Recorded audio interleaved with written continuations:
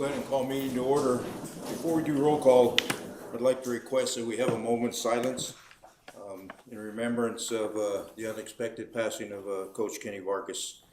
It was a shock to all of us, his passing. This guy was an amazing individual. He was a head coach,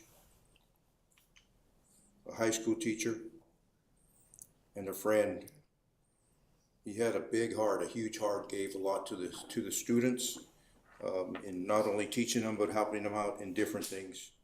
It's a tremendous loss to the Vargas family, and a tremendous loss to Miami High School, tremendous loss to our Globe Miami community. And he's somebody that's irreplaceable, and he will be missed. So if we could have a moment's silence.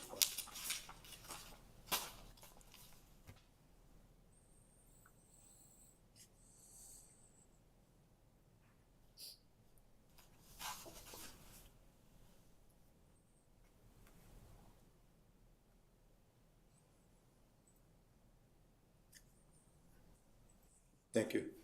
Charlie, can you do a roll call, please?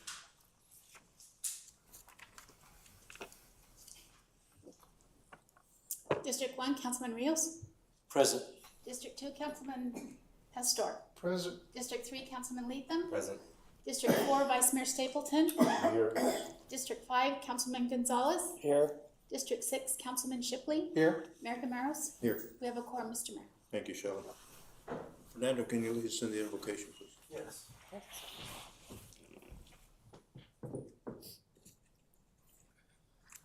Dear Lord, thank you that we could be gathered here today to do the city's business. Please keep all our employees safe as they do their community service and help our citizens get through every day the best that we can. Help us to make the best decisions possible.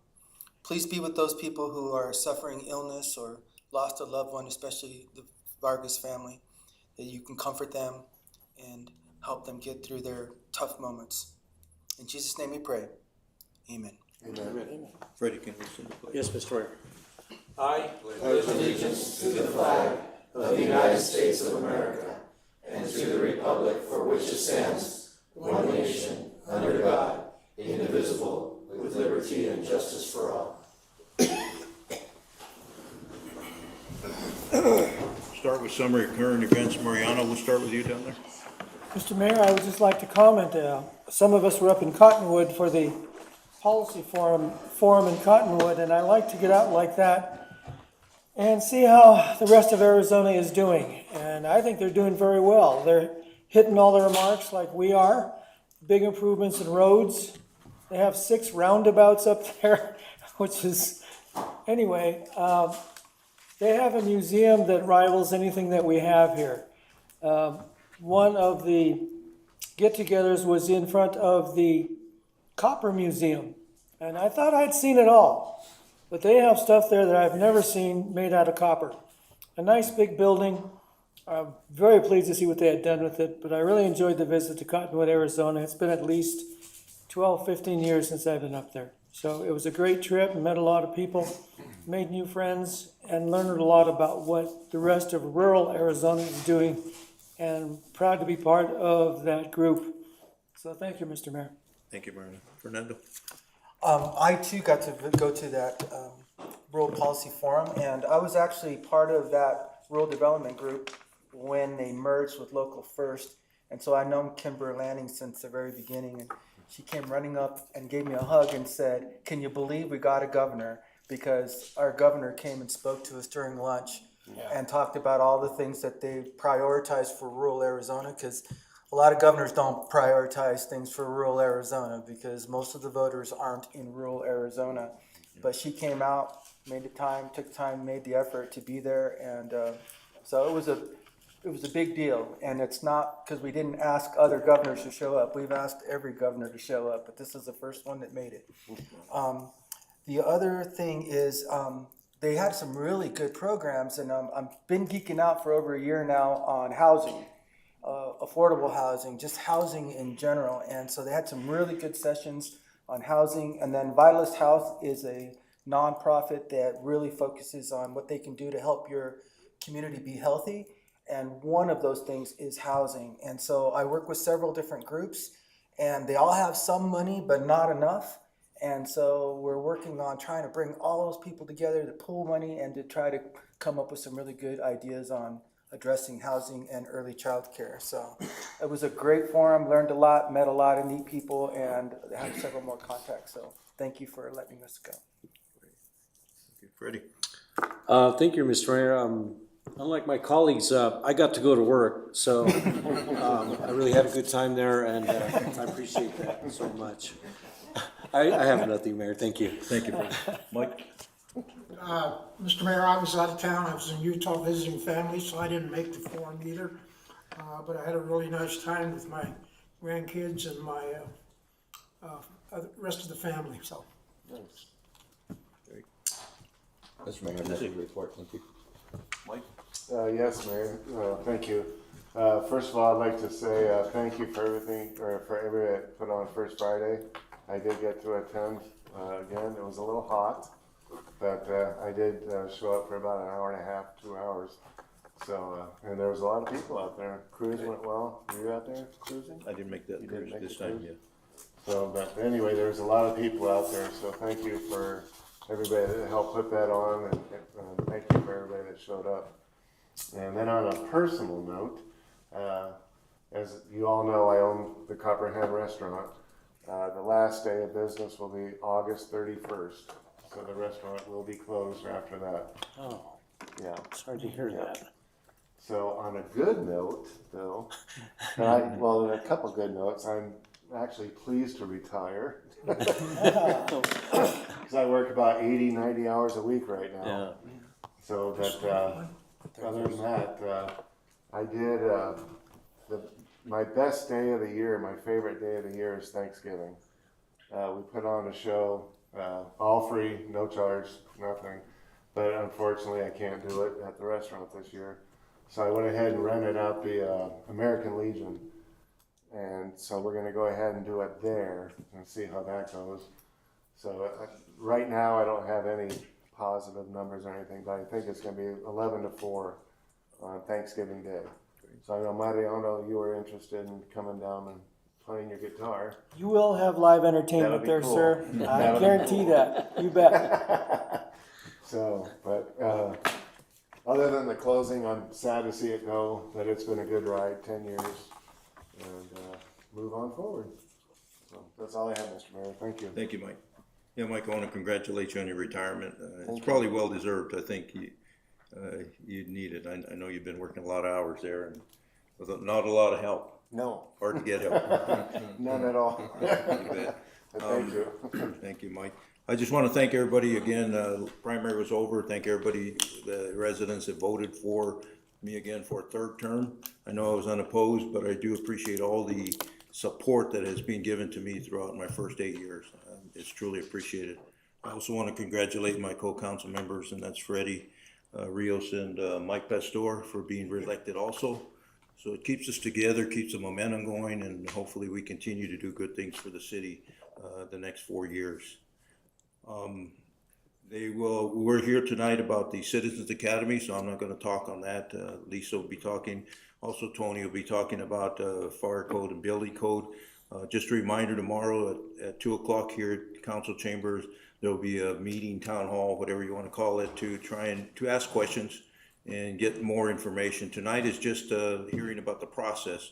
Tomorrow will be about really getting more into the weeds and understanding what fire and building code does for everyone.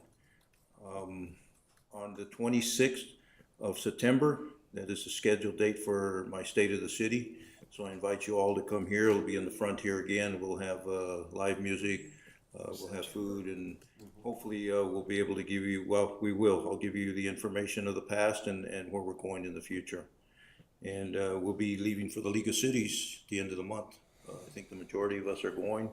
We'll be down at the Biltmore in Phoenix. I always look forward to that conference. It is an amazing conference. That's where you learn a lot of stuff and do a lot of networking. That's all I have.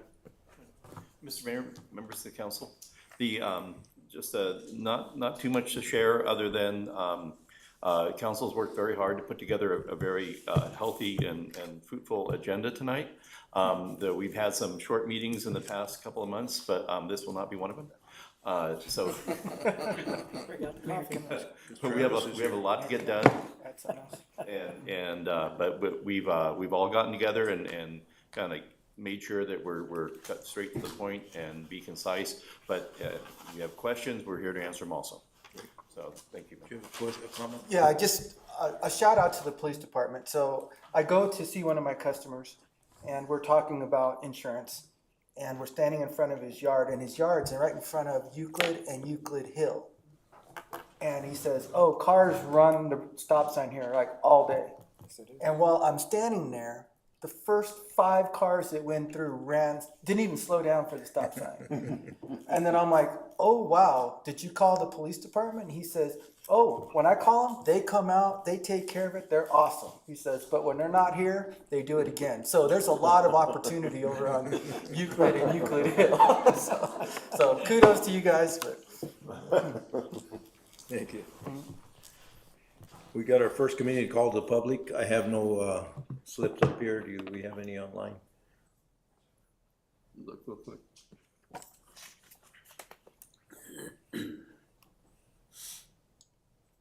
I have nothing, Mr. Mayor. Mr. Mayor, members of council, nothing on the email. Okay. So we'll go to special presentations, and item A is employee recognition of 5 years of service, August 7, 2019 for Ginger Madrid, utility billing clerk. And Jody.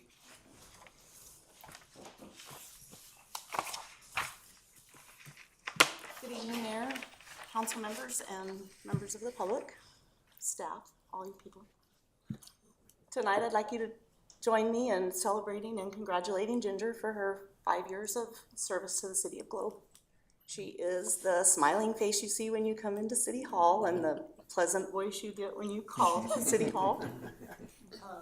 She's not only the water office guru, but she knows a lot about the other departments in the city, and she knows how to direct people with concerns or needs or anything like that. So congratulations. Thank you. On your dedication and service to the city of Globe. Thank you. And we're looking forward to the next 5 years. I am. All you're retiring, so. Thank you. Don't say that out loud.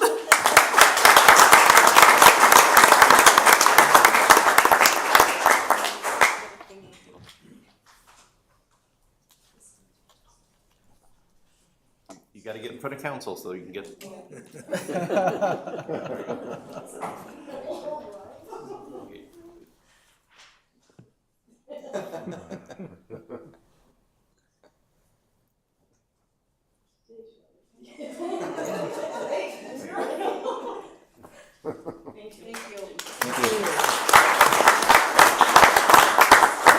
Item B is employee recognition of 5 years of service, June 24, 2019 for Jamie Snap, police detective.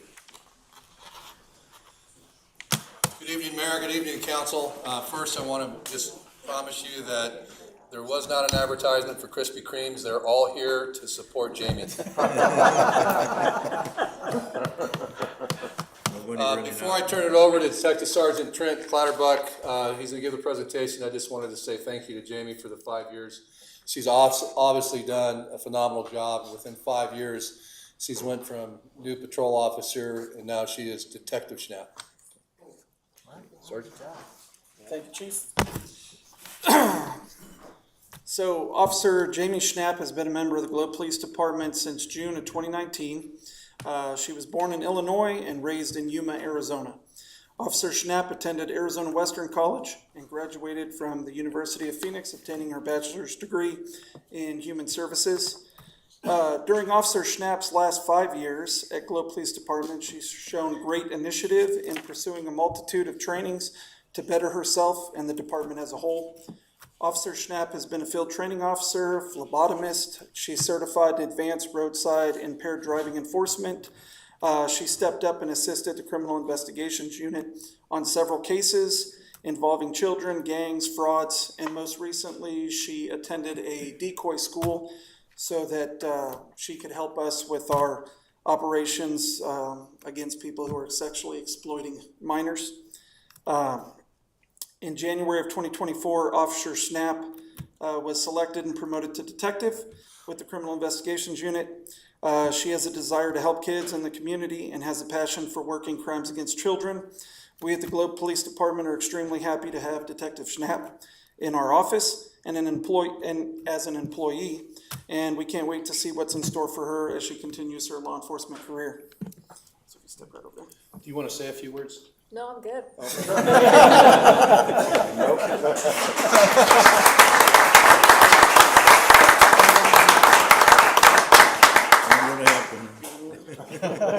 Very wise person.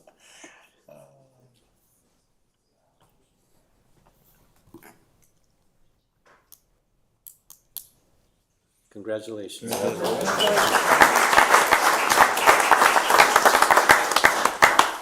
Next, we have employee recognition of 5 years of service, June 24, 2019, for Stephen Tejas, Recreation Specialist. John. Good evening, Mayor and Council. Unfortunately, Stephen Tejas could not make this evening, but I wanted to actually throw a few words out there for him with respect to our employees. So I'd like to congratulate him on his 5 years of service. Stephen Tejas started with us actually working in Public Works Department, where he kind of migrated over to our sewer department. You know, he did well for us in the street, but had an opportunity there, and he's actually worked at the sewer plant for a while. Once we were getting to the point of opening our pool, he actually applied for that position. He was moved over and moved as a pool specialist. He's been CPO certified to operate that pool. He was one of 2 employees. But, you know, most ironically, he's always helped wherever it's needed. I mean, so we're gonna, you know, really mention that. We'll present his award tomorrow morning. We have a weekly safety meeting, so Vince will be in charge of that for tomorrow. But thank you all for the acknowledgement. You know, I can say on Stephen's the only employee in all my years here that I've known that has been able to come to work, wear some straw hat, sombrero, and swimming trunks with the safety toe boots. That's working at the pool. So anybody in the public might know who that is once I gave that description. So I want to make sure they're aware of it. But thank you. I'll go ahead and take this and share it with him tomorrow morning. Thank you, John. Thank you, John.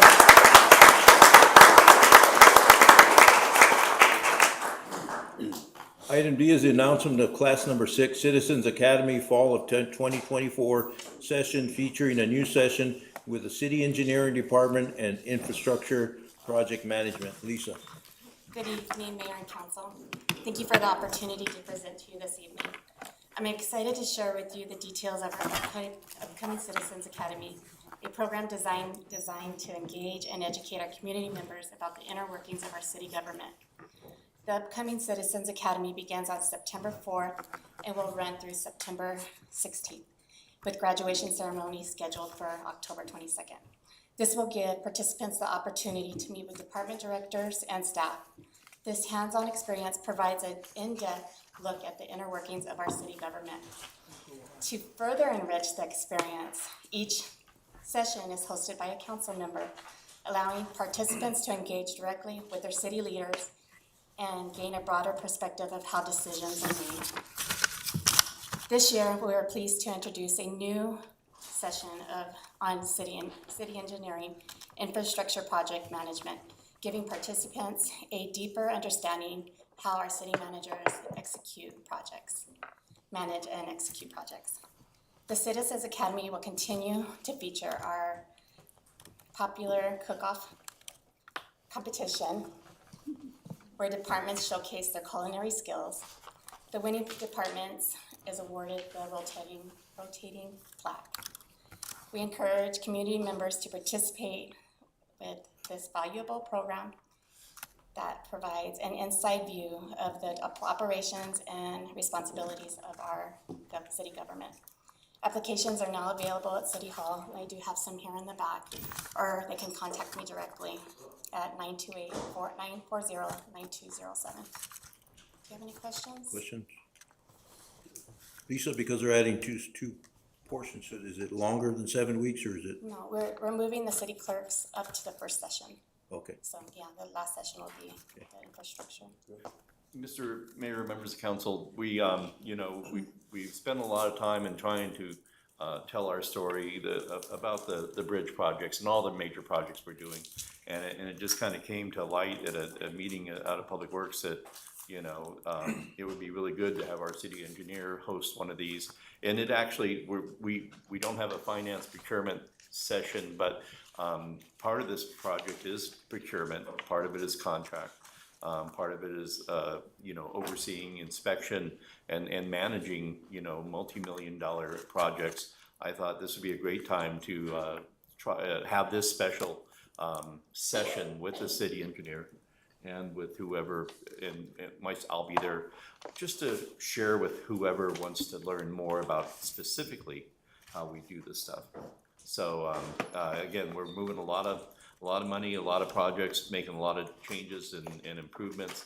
And I think the attendees would be thrilled to learn exactly what goes on and because you see it from afar and it seems, it's hard to make heads or tails of what's going on.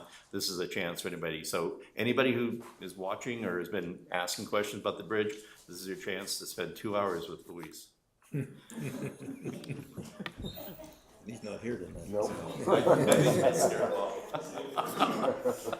So plus you have the food and the session going on, and again, it's a good way to learn about government and get prepped if you want to get deeper into it. Sign up for a board, committee, commission. This has been a very successful program and benefits in many ways. So encourage anybody to sign up. Just a reminder, you live in the city, you live outside the city. If you're an employee or not an employee of another city, we're okay. Just anybody who wants to come and learn how the city of Globe and municipal government works, this is the place to be. Great. Plus the food's good. I like your poster too. Thank you. Right. Very good. Thank you. Item E is an update to council on the assistant city manager recruitment and related organizational chart changes. Right. So, Mr. Mayor, members of council, we have been talking about this and how to move forward in making sure that we have the structural capacity to handle all the advantages and all the changes and the benefits that have come our way. This is in fact beefing up that support of leadership, that support of council, and that support of department directors and departments. It gives us there's so much going on. When I came here 8 years ago, things were a lot simpler. We didn't have the overlays that we had. Council was not nearly as active in participation and things like that. This is just the next natural step for a city our size and for the complexities of the city is to add that position of assistant city manager. I'm pleased to announce that we have selected Linda Adoneto as our first actual assistant city manager for the city of Globe. Linda, do you want to come say a few words?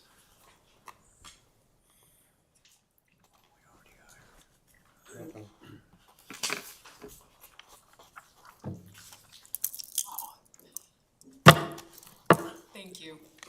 I'm honored and humbled, and especially because of my interview panel were my fellow directors, and they asked some incredibly hard questions. In fact, I told Paul that I thought about those over the weekend, over and over again, and I thought, I wish I would have shared that in the interview.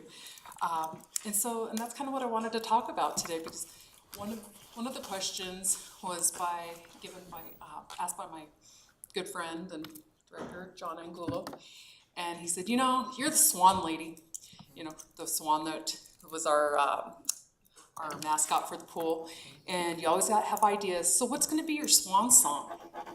Now that you're going to be the assistant city manager, possibly be the assistant city manager. And so I thought about that, and what that means. What is your legacy? And some say that's a result of living a loving and caring life, which I hope I do. I hope my kids say we do. Some days they probably don't. But and to me, it's not about the money, but it's how you're remembered and what you do for your community and the people in your community. Others say that your legacy is, of course, the embodiment of your values, your principles, and your actions. And I hope that for my coworkers, my staff, for my family, for my friends, that I lead by example. I want to exhibit the leadership traits that I admire and those that have helped me to be where I am today. And other things that legacy means to me is finding your purpose.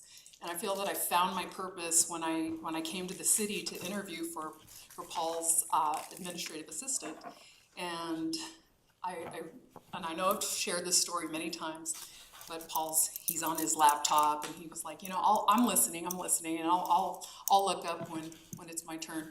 And then as the interview went on, and then he shut his laptop. And so then it came to the last question, do you have any questions for the city? And I said, yes, what is your vision for the city of Globe? And his answer is the reason why I came on to the city. And it was the best decision that I've made professionally. And I love coming to work every day. I learn from my coworkers. I learn from other stakeholders in the community, other people that we get to work with. And I hope that I share that with those that I work with and work for, so that as we grow and as I've grown into this new role, that we can help bring along those who are coming into the city new, because we want them to invest their time and because we're spending more time here than we are with our families. And so let's hope that we're contributing to good work that we really believe in and that will leave a lasting impression for our community. Part of that legacy is focusing on your values and empowering others to do so, building those strong relationships. I think so much of what we've been able to accomplish here within the city of Globe is absolutely due to those relationships, because we didn't do it alone. We didn't do it as one person in a department or one organization. It's by linking arms and again, kind of going back to the pool. The pool would not have been able to happen as quickly as it did if it weren't for our partnerships and relationships. And of course, coming back to what does that legacy mean? Sharing your knowledge, and again, sharing that not only with those that you work with, but also those other organizations that may not have access to the resources that we do at the city now, and to be sharing those resources and those experiences as we build capacity here within the city. Now in turn, it's our turn to help those other organizations that are also building community, because that's what we're doing here, is we're building community. We began our department, called it economic development, but it really was community development. And that's what we've been doing for the last 7-8 years, is laying that foundation, creating that ecosystem for our community to blossom, to grow. And so I see growing into this new role, now it's time to focus internally into our organization and helping our staff and our departments grow and blossom and build capacity. Because that's what we should be doing, is helping one another. And there are resources that are available to us and to our departments that I look forward to bringing in and helping. Because if our departments are successful, the city is successful, and the community is successful. And that's what I see that we're doing here, and that we're leaving something wonderful behind. And that again, coming back to sustainability and succession planning, that includes building that staff to continue on that work as we move on and we retire, hopefully, and so that legacy is left behind and the work continues on. So I'm grateful and appreciative to our city manager and directors that were on the interview panel. I was sweating big time. And of course, Mayor and City Council for this opportunity. I am very, very appreciative. Thank you. Congratulations. Thank you. Good luck. Any comments? Go ahead, Mariano. Mr. Mayor, don't go away. Last week at the Rural Policy Forum, I think this is my third one I've been to. And in the general hubbub of the conversations, whether it was the beginning of the general session or the seminars themselves, you always hear several names mentioned. The governor was one of them. Was she coming or was she not? But in the background, you would also hear, well, Linda did this, or Linda and Autonetto and Globe did that throughout the 3 days. And I hope your ears are sore now, because they really spoke about the good things you've done at the Rural Policy Forum. So I'm very proud of that. I take a little bit of credit for that, but mostly what you've done is you've achieved the accomplishments. It's out there statewide, and when the cities and towns gather in whatever form it is, there are several success stories, both in the cities and towns of Arizona, but the people as well. And you're one of those right now. I compliment you. That is years and the fruition that you've come to in developing yourself. So I compliment you on that. Thank you I very really much. appreciate that.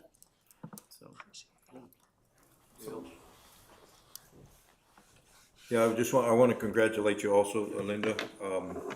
It should be celebrated to get to this level. It just tells us where we started, where we were 8 years ago, and you know, very little activity, very little permits and stuff. And this goes to show you the activity and everything that's taking place, that we've had to increase our capacity in order to grow, in order to keep up with the growth of our community.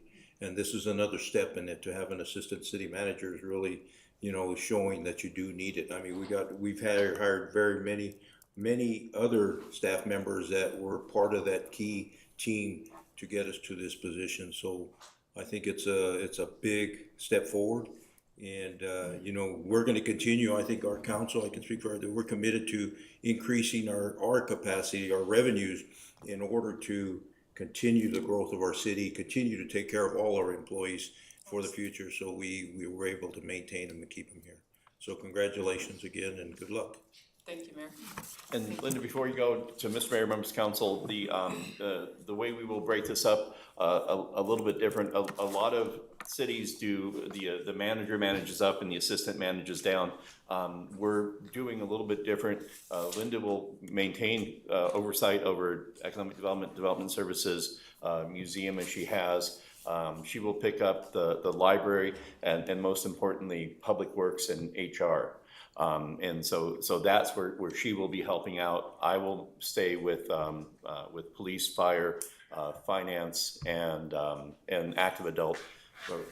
So I think we're kind of splitting so we can help the departments, but also so we both are available to help council, because council, you are part of this and making sure that you have what you need and that you have the information you need and you're able to do the activities you do. It takes both of us to support you and make sure you have what it takes to keep the city going on the path. I love what Linda talks about. We are going forward and we want to make this so permanent that we don't slip backwards. And thank you for allowing this to happen. This is very important to the future of the city and to our professional lives. Just wanted to touch upon one thing that Mariano, so what Mariano was referring to was the keynote speaker, Tony Pippa from the Brookings Institute. Yes. And the whole theme of the Rural Policy Forum was reimagining rural. And that was based on a podcast that the Brookings Institute did last year. I think it was an 8-part series. And they interviewed rural communities across the United States that were doing economic development foundation up. And Globe was selected as one of those 8 communities, the only one in Arizona that was featured. And Mayor and I had the honor to sit with Tony Pippa and have this wonderful conversation, and we should repost that so that it's fresh up.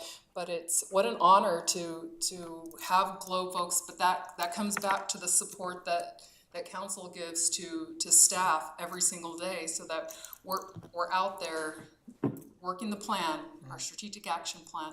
And that's really what it comes down to, is because we've had that support, we've stayed focused, and we're seeing the fruits of the plan. So again, thank you, and that was congratulations. an exciting time.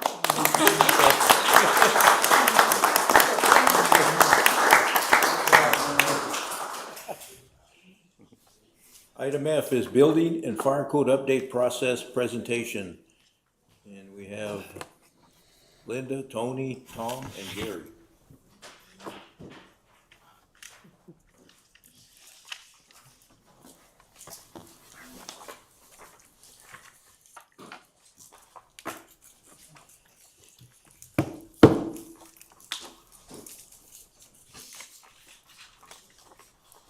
Good evening again, Mayor and Council. So I think Gary and I have the easier job tonight. Well, maybe I do, because passing the baton on to the team that have really worked on this project for well over a year. And they've taken do their due diligence and comb through fire and building code to get us to the point that we are today. And tomorrow we'll have our very first stakeholders meeting to go over those proposed amendments and to communicate with our stakeholders what that process looks like, and also the importance of code, updating code and keeping it updated. And I think we also have Brian Tardif and Steve Berger online. Great, and they are with Bureau Veritas. They are the contractor that we've been working with to do this new code adoption. And I'll pass that off to Gary. Thank you. Mr. Mayor, council members, one of the best tools that we have in terms of emergency services, in terms of the fire service, is the code set and the prevention efforts that we put in. Anytime that we can invest in things on the front end to prevent incidents from occurring, to prevent injuries from fires, to prevent anything, it is a win. It's a win for the community. It's a win for us. Ideally, somewhere down the line, maybe it'll put us out of business. I doubt it, but that would be the ideal situation.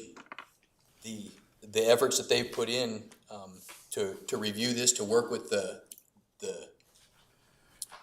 group that we had the opportunity to work with, to work on this process, to put it together, and to be able to present it before you, there was a lot of time and effort that went into this, a lot of thought on what works for Globe, what needs to be adapted to meet the requirements from the code that has been selected. I know Tom, Tony, Linda, they have put a lot of time and effort into this, and I think what they have to present here and the process that we look at going forward to put these codes in place are going to be of great benefit to everyone in the city, to our responders that will be safer as a result, to our citizens that will be safer as a result, and to those who are looking to invest in the community, provide some clarity to that. So with that, I'll allow them to step into the presentation and go through the process.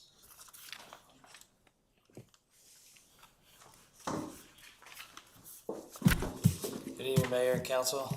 Tom Murtha, Fire Marshal, City of Globe.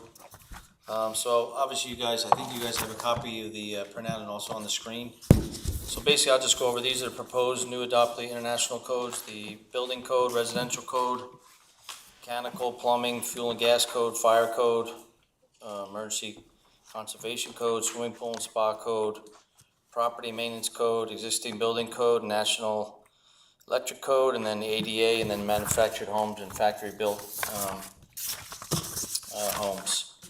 I just want to touch a little bit on why this is important, and then I can turn it over to Tony on some of this stuff, but it enhances safety measures. The International Fire Code includes the latest, when you have this, there are standards and best practices that are put out there, and staying up to date ensures that building is equipped with the most effective fire prevention and protection measures. Number 2 is emergency preparedness. Regulate training, evacuation drills, lockdown procedures, all those good things. International Fire Code emphasizes on continuous training, preparedness, benefiting both occupants and emergency responders that respond to that, as well as the business owners and the people inside those buildings. The third one, addressing energy systems, which is big. We're on the 2003 code now. We're pretty much 20 years behind, and pretty much in the 2003, it really doesn't address too much with EV systems at all. So the International Fire Code addresses safety criteria related to energy systems, protecting building occupants and the public at large. And lastly is the risk management. Insurance companies often encourage improvements to manage risk and reduce losses resulting from fire. Staying current with this International Fire Code, as well as the other codes, help mitigate risks and ensure compliance with industry standards. Just remember that adhering to the latest codes provisions contributes to safer buildings and safer communities. And then I'll let Tony go over some of the reasons why, and you can touch on that. Good evening, Mayor, City Council members.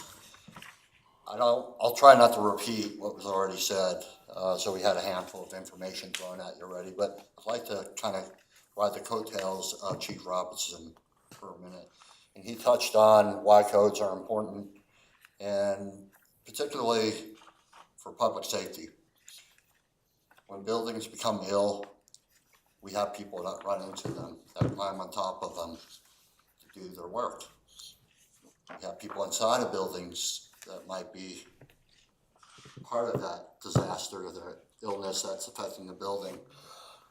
The codes will never stop that from happening or put us out of business. Bad things happen to people, disasters happen, and that's just part of life. How we can help it is part of what you're seeing here, our code adoption. Kind of sounds a little hokey, but that's what this is based off of.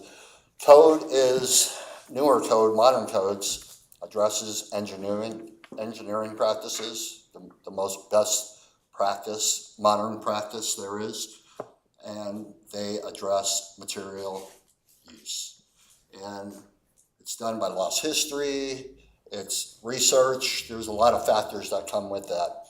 So going into the 21 code gives us all that. It's pretty exciting for that to happen. It gives us much more options, gives us safer homes, gives us succession planning for our homes and buildings. And we never really think about succession planning unless we're talking about personnel, but it goes with our infrastructure. We have buildings that are 100+ years of age in the city of Globe. Do we think that they're going to extend another 100 years? It's not likely. And so we have to have some intervention, and that intervention is care, maintenance, upkeep, remodeling, tenant improvements, and things of that nature. That's where the codes come in, and that's where modern code comes in, and we're 21 years behind.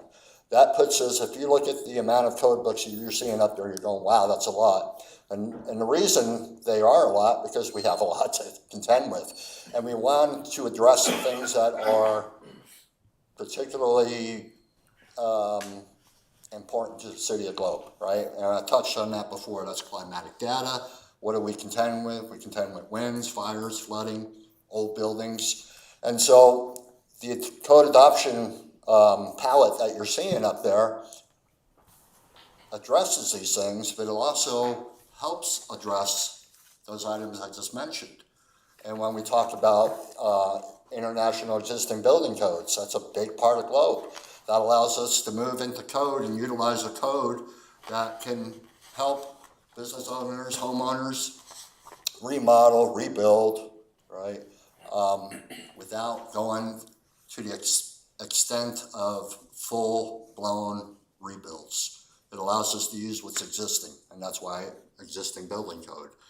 So going into these codes are, these are chosen very carefully. This is a palette that's used nationally and addresses the very particular things that we deal with here in Globe. Again, I don't want to hit on everything that we spoke about earlier. I would like to maybe open it up if you have questions or something I did not hit. I'm happy to answer at this point.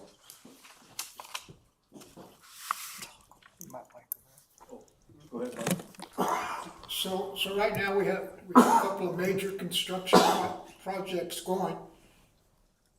You know, the bridge, the long-term bridge, and we've got the school built. Now, what are those being built by the 2003 code, or are they being built by the 2021 code, or something more recent? So anybody that submits for a build currently, we have the adopted 2003 codes. They build to the 2003 codes because that's what we adopted here in the city of Globe. Now, if they want to, that's the minimum requirements. If they want to exceed those requirements, they can call out those items and build to a more stringent code. So they can go to an 06, a 9, a 12, an 18, a 21. They can do that. It just depends on the build. There's a lot of, it's very convoluted when it comes to designers using code and then dabbling into calling out other codes. Codes play hand in hand with each other, so once you do that, it may affect something else in that build. So it has to be done very carefully, and that's where your design professional comes in and evaluates those things. So that's kind of the answer, Councilman, to your question. Now, anything old is typically built to the 2003 standards. And you're right, we have some new development coming to town. And with that being said, we've already had comments in pre-development meetings and other discussions that we had with them that they wish that we were in the 21 code at this point, because it allows them to call out other attributes that they couldn't do before. It allows them to take advantage of attributes in the new modern codes that the 03s didn't have. And again, their engineering attributes and their material use attributes. And they could cover a wide range of items. So newer codes are preferred by designers. The 03, many designers no longer support that. So I always get calls or comments that, what do we do? You know, we don't support that software anymore. What are our options? Or, you know, can we exceed it? And so we work that out because we don't want to hamper development. We want to keep it going. And to hamper it just because of an 03 code call out, rather than a more modern code call out, wouldn't make much sense. And it probably wouldn't make any of you happy that if we have done that. So does that answer your question? Kind of in a roundabout way, but. So your direct question was, Councilman, was if they're building to the 03 and 21. So going back is, again, it depends what they built to, because I don't know on some of those projects what they called out, but simply put, they would have to call the 03 codes out. And that's what they would have to use for their utilizing code for their build. Yes. Tony, if a resident already owns a building, are they going to be forced to go into these codes, or are we going to do this on a case by case? If they remodel at that point, now you have to remodel up to this code. If you touch it at that point, now it has to be this code. So if the short answer is yeah, they'll have to go into the 21 code if they remodel or do work that's under permittable standards. Nothing's changed except for the year of code. And so I'd like people to understand that we already have an adopted 2003 code. And if you've never done any work on your house, you probably never know we have a 2003 code. It wouldn't matter to you.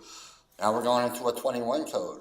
So does it mean their whole home or business has to come in compliance with 21 code? No. So if they're doing work, TI, etc., that is required to be permitted, yes, they will have to come into the build to that aspect of the 21 code. Doesn't mean they have to bring the rest of their home or business up. Are there exceptions to the rule? There can be.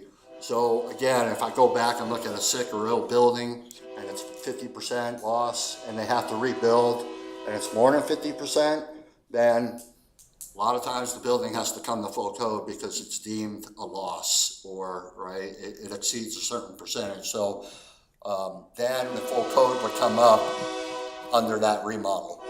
But you're talking about a 50% or more deficit in the building at that point, right? For a lot of people, that might mean I'd rather just rebuild a whole home or business at that point. Okay. So to answer that question is no, they don't have to come in full compliance of the 21 code. They just have to utilize 21 code at that point to do whatever permittable work it is that they're submitting for. Okay, thank you for clarifying that. You're welcome. Randall? So years ago, one of the discussions on council was the fear of going to a newer code, that it would be overburdensome for the residents and the citizens. But I know that me and you've had several private conversations about this topic, and I think you've pointed out even in your presentation that everybody's geared towards complying with these codes. For them not to have to comply with these codes and use a 2003 is actually burdensome. And Absolutely, Councilman, it's a matter of, and again, that's what we want people to understand, is that older codes are more restrictive than newer. Now, newer codes may call out different attributes that we didn't have to have before, but there's purpose for that. Surge protection, perhaps, right? Now that we have electric panels going in, we're asking for surge protection to go in. But these things are all based off of lost history. There's a reason why they're called out. There's a reason why they're put in. This is nationally researched material based on lost history and best practices. So, yes, to answer that, again, we're moving forward and we're providing better options and better attributes to your building. And a lot of times these things are cheaper to use because they're mass produced or different, cheaper material, but they have more strength than the old stuff did.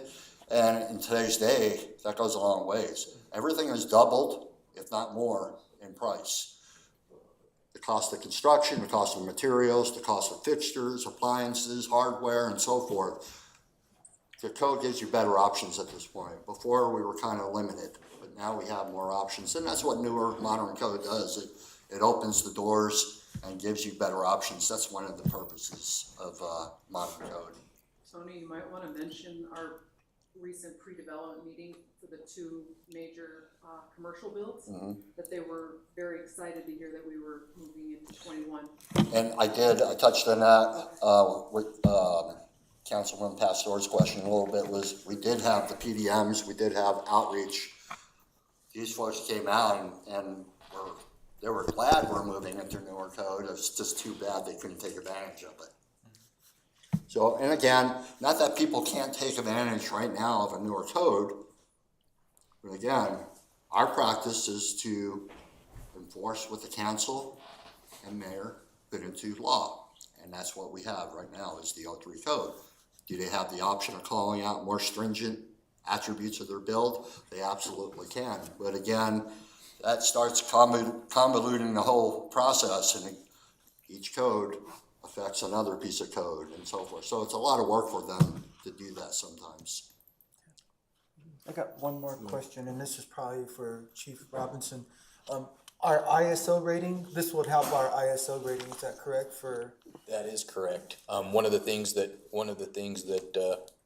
that they do evaluate is what code set are you in, and what are your efforts in regard to that code set, meaning our inspections being completed to that standard, our prevention efforts in place that are looking at the buildings, looking at how development is occurring to make sure that they are up to modern practices and that will better withstand an event that may occur.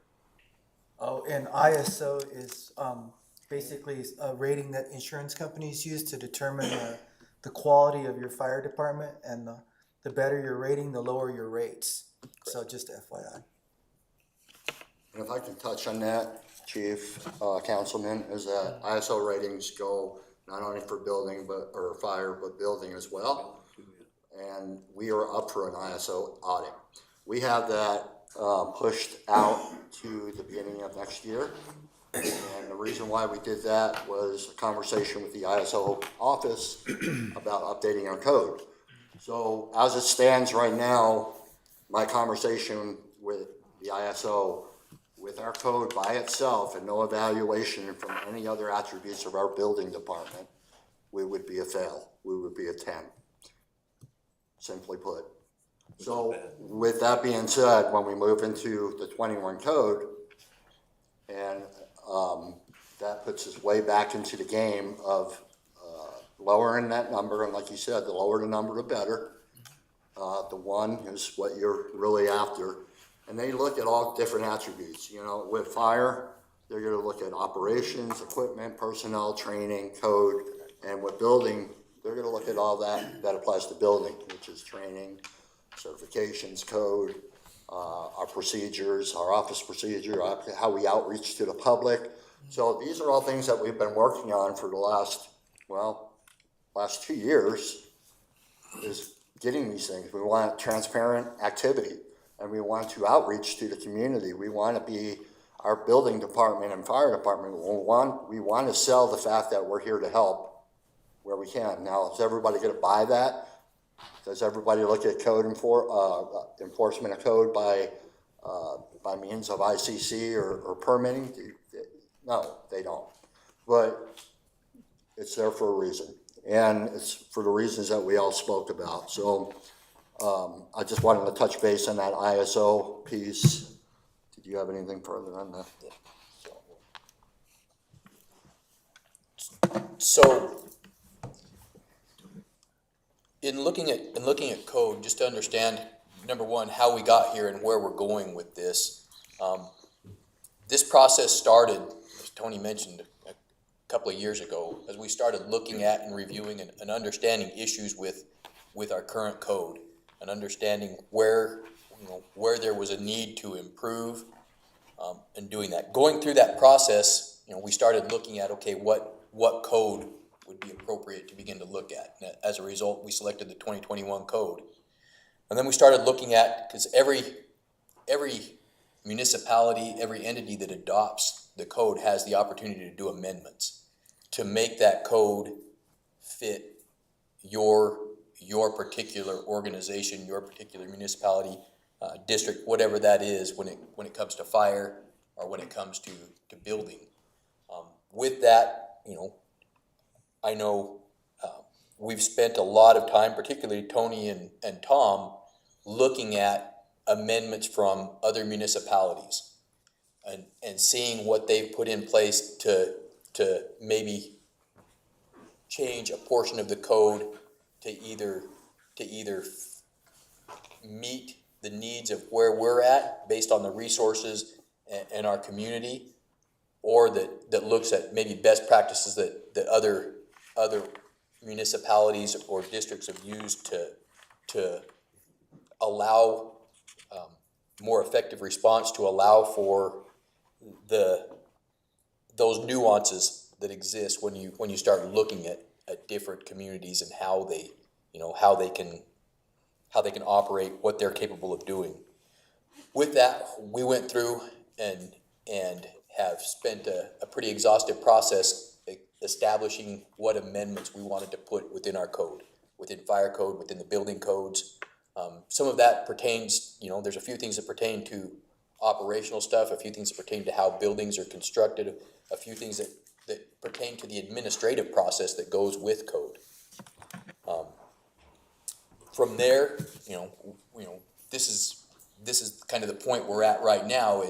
Is tomorrow we have the stakeholders meeting that Mayor mentioned that's scheduled to give not only our personnel but Bureau Veritas that's helped us through this process an opportunity to answer questions related to this, to get into the in-depth of what some of the reasoning behind maybe some more specific items within that code are, and to give the public an opportunity to ask those questions, to look at the why. We touched on it a little bit here, but there's an opportunity tomorrow to get more in depth with that. From there, then that code, this code would go to the council for full adoption, and should the council elect to adopt the code, would then become law. And with that, there's a timeline that's associated with that.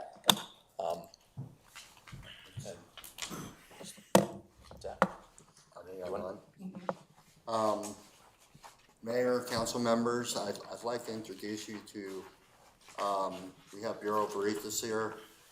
They were a third-party consultant agency that we hired to help us on board this process. They're very seasoned building officials. They work nationally. They were a big help, a wealth of knowledge. Gentlemen, can you hear me?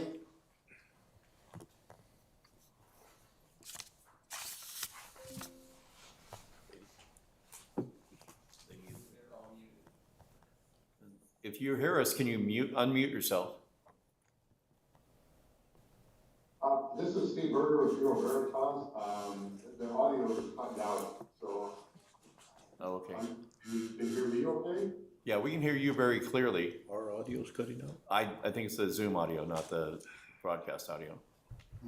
Yeah, there's no camera or anything, so I'm shooting in the blank, but, Mr. Mayor, members of the council, city staff, thank you for the opportunity to speak. Yes, this was, as Tony and Linda and Tom and the chief mentioned, I had thought that we go through 2003 to 21 was just been a deep six, but 2003 and certainly thereof to 2021, but this has been a long and hard process and tedious. When you wait that long to go to a new code, if you adopt a new code every 3 to 6 years, you just look at the older code and you just update a little bit, check around. But this was a lot. My hat's off to especially Tom and Tony for getting into it. Brian, who's our Arizona regional manager on business development, we worked with these two gentlemen, and we've gone into depth with it. First of all, I would really like to congratulate the city council and management for looking forward to going through this. I've been in city government since 1972. Small governments have presented many codes to many councils, and it ranges everywhere from the fear factor that was mentioned earlier to it's about our time that we did this. And we've been welcomed there. This 21 code has been welcomed. And so I applaud the city council and management and staff for moving forward with this to keep modern. Because a lot of things have been clarified, a lot of things, in 2003, we didn't have electric vehicles, solar wasn't that big, escape rooms, accessory dwelling units, all that. And the code responds to different things, anywhere from huge fires, to the World Trade Center, the building collapses, winds, and so on and so forth, that they look at that and go, oh my God, we better do something about this. And then maybe 3 or 4 cycles later, that's now in the code. So as Tony mentioned, there's a lot of developers that they use software now, which wasn't really around in 2003, that they program everything to go through these codes, and they're pretty much way ahead of you. We're ready to be upgraded to our new system. So again, my hat's off to the city of Grove for wanting to move forward on this. It was a lot tougher than I thought it would be, but it was fun. And we always feel that we're doing this, like the chief mentioned, and Tony, that we're not. I look at the building codes, we're not going to get rid of the odds, but we're going to reduce them as best as possible. And the better codes, better inspectors, better fire prevention we have, the better chance of doing this. So again, tip my hat off. Thank you very much for the opportunity to speak and for you all to move forward. Oh, real quick, congratulations to Linda too. I only met her for maybe about an hour or two, and we visited Grove, and got to be a pretty good judge of people in government, and she was one of those people who would say hi and liked her. So, congratulations. Look forward to hopefully seeing you tomorrow at the stakeholders meeting. Chief, Mayor, members of the council, thank you. Thank you, Steve. Did we have Brian, or are we good to move on?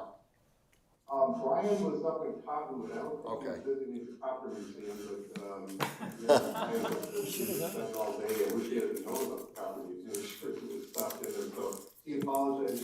He didn't make it tonight, but he will be there tomorrow. Thank you, Steve. So, as I mentioned, should council elect to go ahead and approve and adopt the 2021 codes along with the amendments that are proposed, the timeline for that would be as you see up on your screens there. So within, effective 30 days after adoption. Got an echo. We're just checking the sound. So the code would become effective 30 days after adoption. That doesn't necessarily mean that that's a hard date for that. What the adoption process allows for is a grace period. So during that grace period that would end on December 31st of this year, individuals submitting for permits could submit for permits under either code. They could still submit under the 2023 code or under the 2021 code. So beginning January 1st, then that code would have full effect, and all work and permits going forward would have to utilize the 2021 code going forward for all of the adopted codes that are put into the adoption process. Are there any questions regarding the timeline?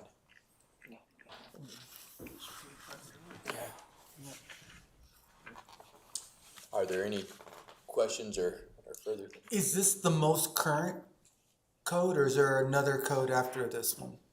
This one is the most current one that's officially out. The 2024 code will be coming out, I believe, if it hasn't already. I don't think it has already, has it? So the 24 has. The 24 has? I haven't seen it. However, so it's a common question, Councilman, was why the 21, why not the 24?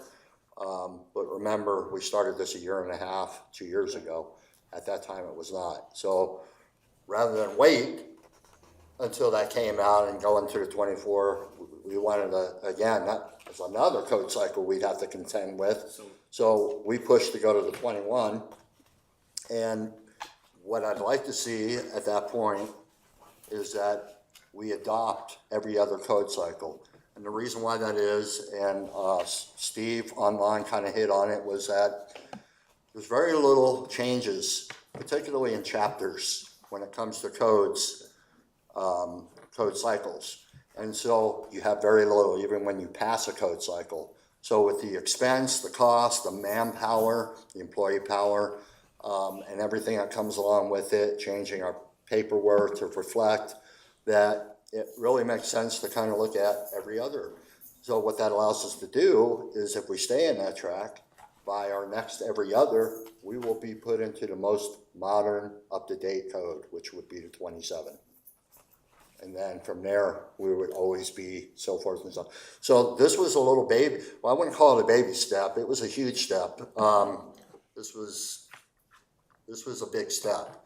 And a lot of work, again, Steve hit that, and when you go through that many code cycles and you look at what was up on that screen and the amount of books, we're 7 cycles in between. So 7 piles of that book, that's what we had to go through. That's what we had to examine. That's what we were looked at across the board. And it's very, very difficult.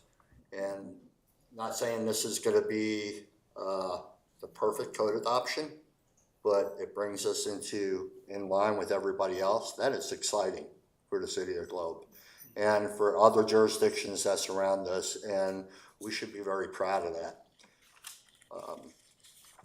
Anything further?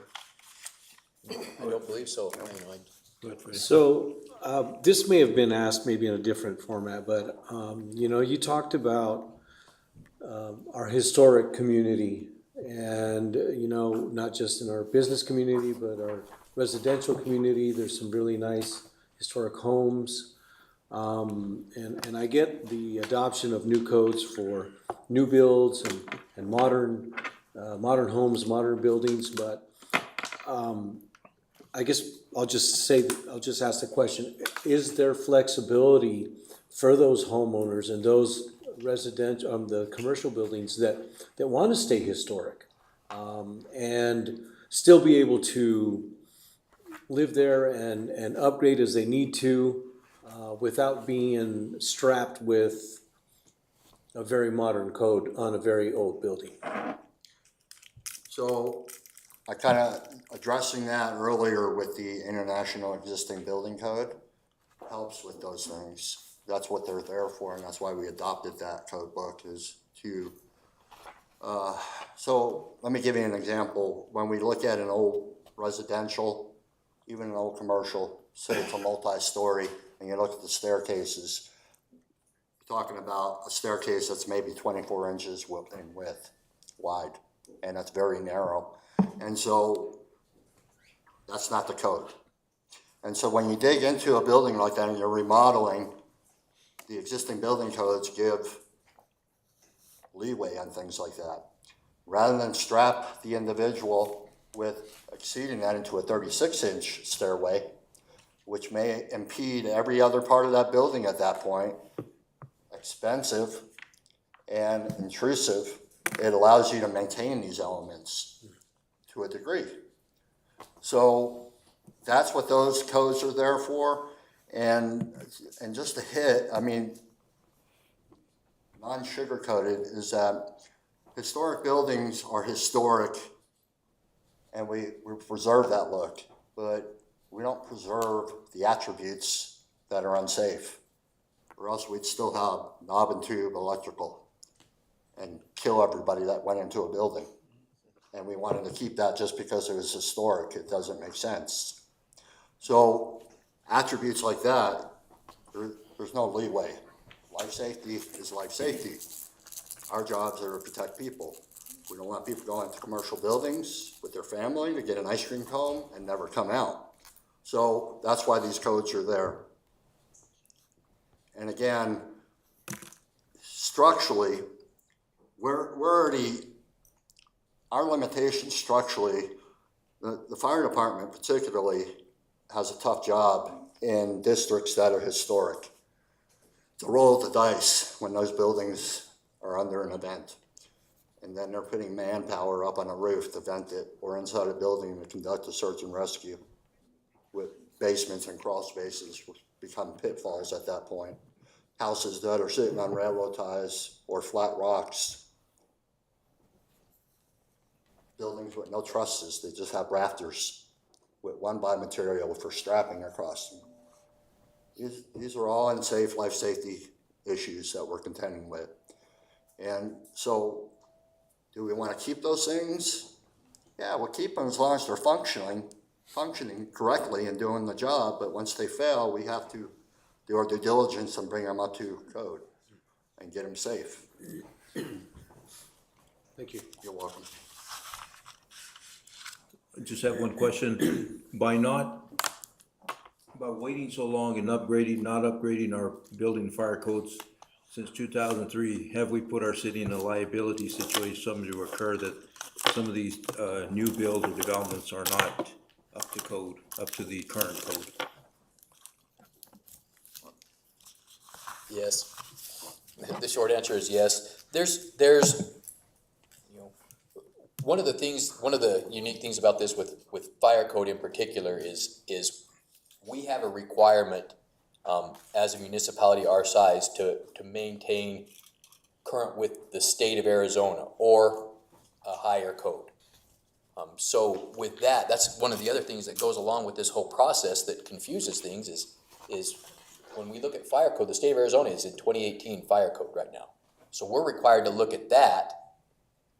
Tony's looking at 2003, and that adds another element of things in there. So when it comes to fire code, you know, we look at those, and you know, we look at that standard that we're required to maintain. You know, even though as we've gone back through, we've looked at 2003 fire code, but maintaining with the state, you know, with the 2018, that helps us in that. But when you start talking about, you know, residential and things, you know, it does, you know, it does open us up to a little bit of concern when it comes to that. And based, again, conversation with the ISO folks, and what I know about research across nationally is that when that occurs, what the chief just described, what can actually happen, so it's deemed negligent. And so we are negligent right now because of how old we are in code. And ISO has told us that, and the state will tell us that. And again, I won't, you know, the sugarcoat that, I won't, because what can happen when the state has a higher standard that we are not maintaining or exceeding, they can outright come in and take it over. And we don't want that, right? We want to maintain our own laws and jurisdictional needs, but they can come in and take that over because we're not enforcing the minimum standards.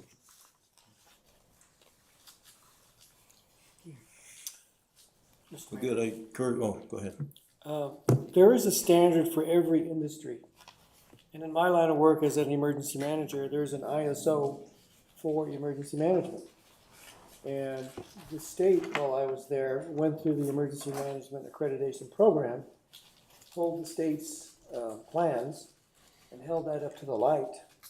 And we learned along that journey that we were deficient, and we remedied that. One, I was astounded that there was a standard for emergency management. Every industry has buy-in into their own standard. ISO, I don't know if they're geniuses, but they're very sharp. And so when you apply a standard across an industry, there's a reason for it. And we succeeded in that journey. And so even though we're years behind, the point is to bring it up to standard and to be compliant and ready for the future. I monitor across the world when there's a building collapse, for example, non-related to Mother Nature, and they have happened. Florida is an outstanding example. The building failed. And you'll dig literally into the basement and find out what caused it. Usually poor administration, sometimes greed. Those are the main reasons. We're here to avoid that. And when you talk about liability, you need to bring it up to current standard. I expect a journey with industry here locally, having had some conversations about code. They're not happy with it, but that's the nature of the beast. We want to be ready for the next search and rescue in a building. These standards need to be applied. And until that day happens, then we have to learn that hard lesson. And we can't get people out of a building. We're not doing our job. And that's the hard lesson. And I tell people that. Would you rather be rescued under that standard or today's standard when we built everything in there for safety? Yes, it's more expensive, but what's the cost, or what's the worth of a human life? So I've always been a proponent of trying to have the best building code to the jurisdiction. And studying the cities and towns across Arizona, they're all different. I get that. And it's hard to apply a standard across Arizona. We're very unique. But to have something in place that's relatively current makes us a better community and better responders. So those are the lessons learned, hard lessons too, by the way. But every industry has a standard, an ISO rating, and we want what we can get out of this process. So I thank you for going through that process. I share your burden. I went through that in EM. And the state's planning earned the gold star because we went through that process. So that's what you want to achieve. So thank you for that effort. I guess just, we encourage everybody to come tomorrow if they have any question. Thank you for this is the first part of the process. That's what we're after. This is where it starts. They can come tomorrow at 2 o'clock and ask some quite more detailed questions to get more into it. Thank you. Thank you. And Mr. Mayor, members of council, we will be recording that on YouTube, and people can look it up later if they want to refer back to it. So That was a question that was asked, which was good. What's that? That was a question that was asked. People wanted to be. Yeah. People Yeah, working during the day wanted to be able to see it. Yeah. Live streamed as well, correct? What's that? Live streamed as well. Yeah, we'll be live streaming it and then recording it, just like a regular council meeting. Okay. Great. Okay. We move on to consent calendar. Matters listed on the consent calendar are considered to be routine and be enacted with one motion, one vote. Public hearing items are designated with an asterisk. Prior to consideration of the consent agenda, the mayor will ask whether any member of the public wishes to remove a public hearing item for separate consideration. Members of the council and or staff may also remove any item for separate consideration. Item A, consideration of waiver of section 2-4-10A prior discussion rule. Allow action on the balance of the consent agenda. Accounts payable, $997,139.67. Consideration of approval of council minutes, May 14, 2024, meeting minutes, May 28, 2024, meeting minutes. And item B is the 25,000 and below report. Do we have anybody from the public, the staff, or council wishing to remove any of these for separate consideration? Mr. Mayor, if there are no other comments or questions, I motion that we accept the consent agenda as read. Second. Motion is second for approval of the consent agenda as read. Any further discussion? All those in favor say aye. Aye. Any opposed, nay. Any abstaining? Motion passed. We go on to new business. Item 5A is discussion and consideration to approve resolution number 1894 adopting the July 30th, 2024 primary election results. And Shelley, will you read resolution number 1894, please? Thank you, Mr. Mayor. Resolution number 1894, a resolution of the Mayor and Council of the City of Globe, Pima County, State of Arizona, declaring and adopting the results of the primary election held on July 30th, 2024. Is council pleased with that reading? Yes. Mr. Mayor, members of the council, this resolution will adopt the final results from the primary election as handed out by Gila County. The City of Globe had 3 council seats on the primary election ballot. Council seat for mayor, District 1 and District 2. Candidates ran unopposed, and so congratulations is in order for our incumbents, Freddie Rios, Mike Pastor, and also Al Lameros as mayor. So congratulations. Thank you. Mr. Mayor and members of council, this resolution will also officially adopt our the majority vote for Proposition 412, which was our alternative expenditure limitation in bills. That also passed. Great. Mayor, I was shocked how many people voted no on that. Yeah. Yes. Oh, yeah. Yes. And I don't think they understand what that meant. Well, it's And- tricky. and The no meant yes and yes meant And no. I feel like we need to do a better job next time. That should have been 80, Yeah. 90%. Because if we didn't pass that, we would probably had to shut down the police department, the fire department. I don't think people understood So, that.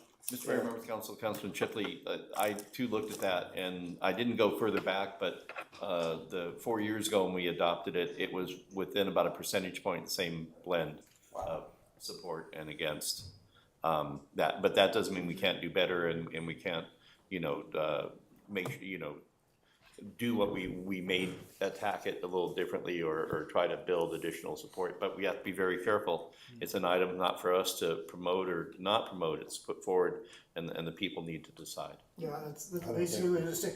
If we promote it too much, Well, then they, we'll get in Yeah. trouble, first of all. yeah, if we promote it at all, we'll get, Well, But what if you just gave out it's informational. I think the information, People understand what they're yeah. reading. Go ahead, Freddie. Yeah, I'm not advocating for promoting it and going out and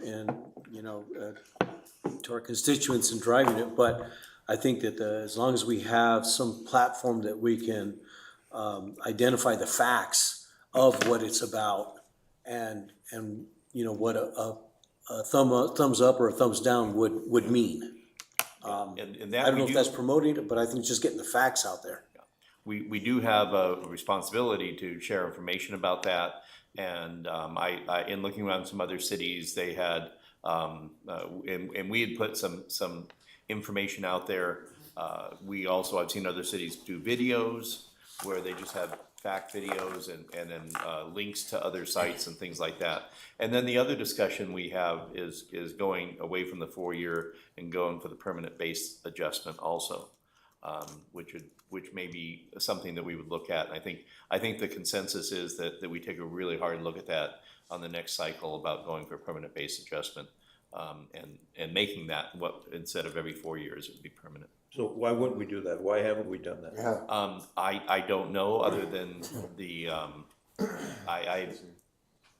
I don't have an answer for why we have not done that before. Some of the questions, comments I got is so confusing, even what the city put out there as far as explaining it. They didn't understand it. It needs to be in simple terms somehow. We expressed home rule and nowhere on the ballot does it say home rule. Yeah. They had no clue what was going on. Right, The and people I talked to.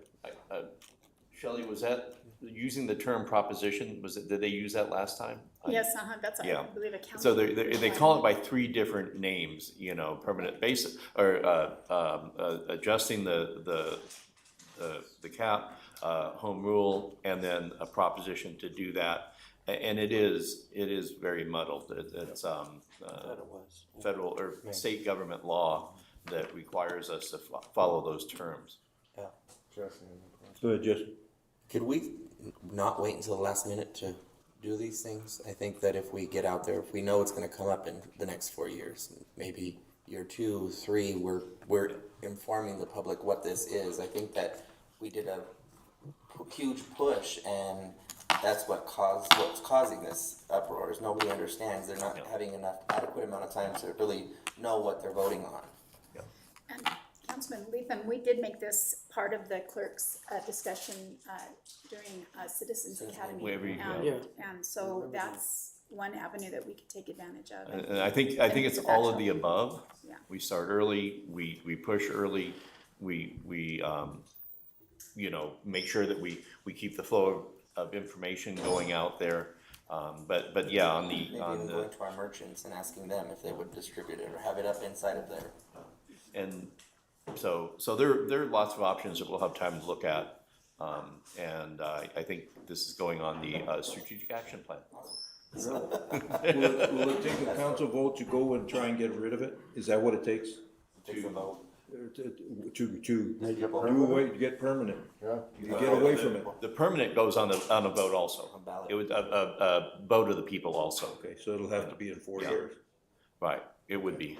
And hopefully, next 4 years won't be as interesting of a voting cycle too. Okay. But, So you said we would be in violation if we discuss it well, no, publicly? you promote it. If you can't tell promote them yes it. or no. Yeah, if you were to say, So go if out there. somebody and- asks you, well, what do you suggest? No, but I would you suggest as you an to individual- give them information about that. Would you like the police department to close or not? Yes. City resources should not be used to promote it, or, and there are cases where council members have, you know, criticized it.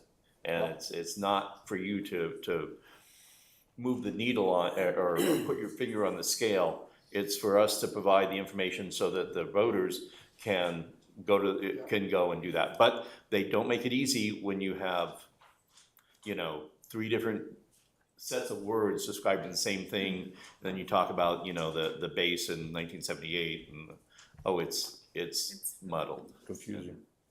So, but on a brighter note, the fact that all 3 council members ran unopposed, and I think that's a sign that people are satisfied also. I think we hit the same amount. I would say that in this interesting voting cycle where there's so much going on, I think hitting our number from last year is not bad.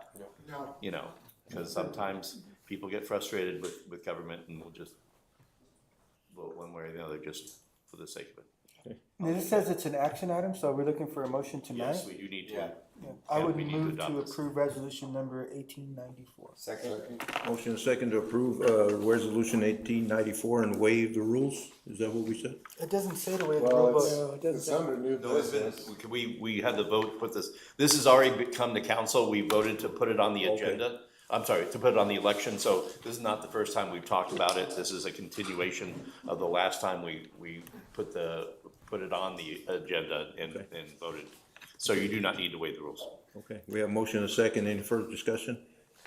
All those in favor say aye. Aye. Any opposed, nay. Any abstaining?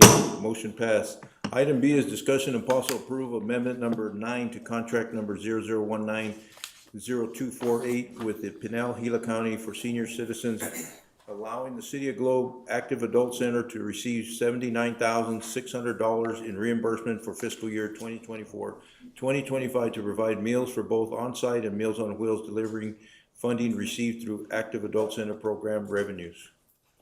So, Mr. Mayor, members of council, this is funds that the City of Globe is receiving from Pinal Gila for the Council for Senior Citizens in the amount of, looks like $79,600. We're very thankful to Pinal Gila for helping us with our Active Adult Center, with our Meals on Wheels, and adult programs. We'd like to encourage council to accept this. We couldn't run this operation the way we do without their support. And then we did, Tammy, who is the manager down there, had some conversations, and we will be getting a brand new 9-passenger van to transport people. I don't think we will own it, but we'll have full use of it. Yes. Yes, and so that's really good. And that's something that they also have bring, and we will bring that back to you when the paperwork's ready and delivery and all that good stuff. And that's But- besides our Meals on Wheel van, so they have No, two. yeah, this is for moving people around, not so much moving food around. So. Good. So is this a move forward or you need a waiver? This is on your. It is your preference if you would like to move it forward or waive it, but I don't think anybody would be opposed to us accepting money, and so, you never know. Mayor, if there's no other questions or comments, motion to approve amendment number 8 to contract 0019-0248 with Pinal Hill Council for Senior Citizens for fiscal year 2024-2025 and waive section 2-4-10A, allowing the city of Globe to receive $79,600. Second. Motion is second for approval of item 5B. Any further discussion? All those in favor say aye. Aye. Any opposed, nay. Any abstaining? Motion passed. Item C is the council will discuss and possibly approve becoming an additional party to the existing Good Neighbor Agreement Resolution Copper Mining Incorporated and the town of Superior. Paul, and I see we do have Brian from Resolution also here. This to Brian, because he is here. Thank you, Brian, for appearing. If you want to step to the podium and explain this positive and interesting agreement. Yeah, good evening, Mayor, Council, and staff. Thanks for the opportunity and the potential signing on to this agreement. We've been talking about this for a long time at Resolution. This dates back to about 2013 when the community working group was established as part of our engagement efforts to move key pieces of our project forward. It was a diverse group of local residents and business owners and municipalities and nonprofits and schools and folks that had a stake in the future of the project in the region. So over the last 10 years, this group has had many tasks, from selecting our location for our tailings facility to how we're gonna invest in cultural heritage and socioeconomic impacts and recreation and dark skies and light mitigation, so many different projects over the last 10 years. And Councilman Shipley has been a part of this committee almost since day one, if not close to, I believe, representing primarily Cobra Valley Hospital. And this group has met for 10 years. They've been part of the project. And we're at a point now when we want to move this project forward. It's time to formalize this group. Set the stage to where this group will live for the life of the mine.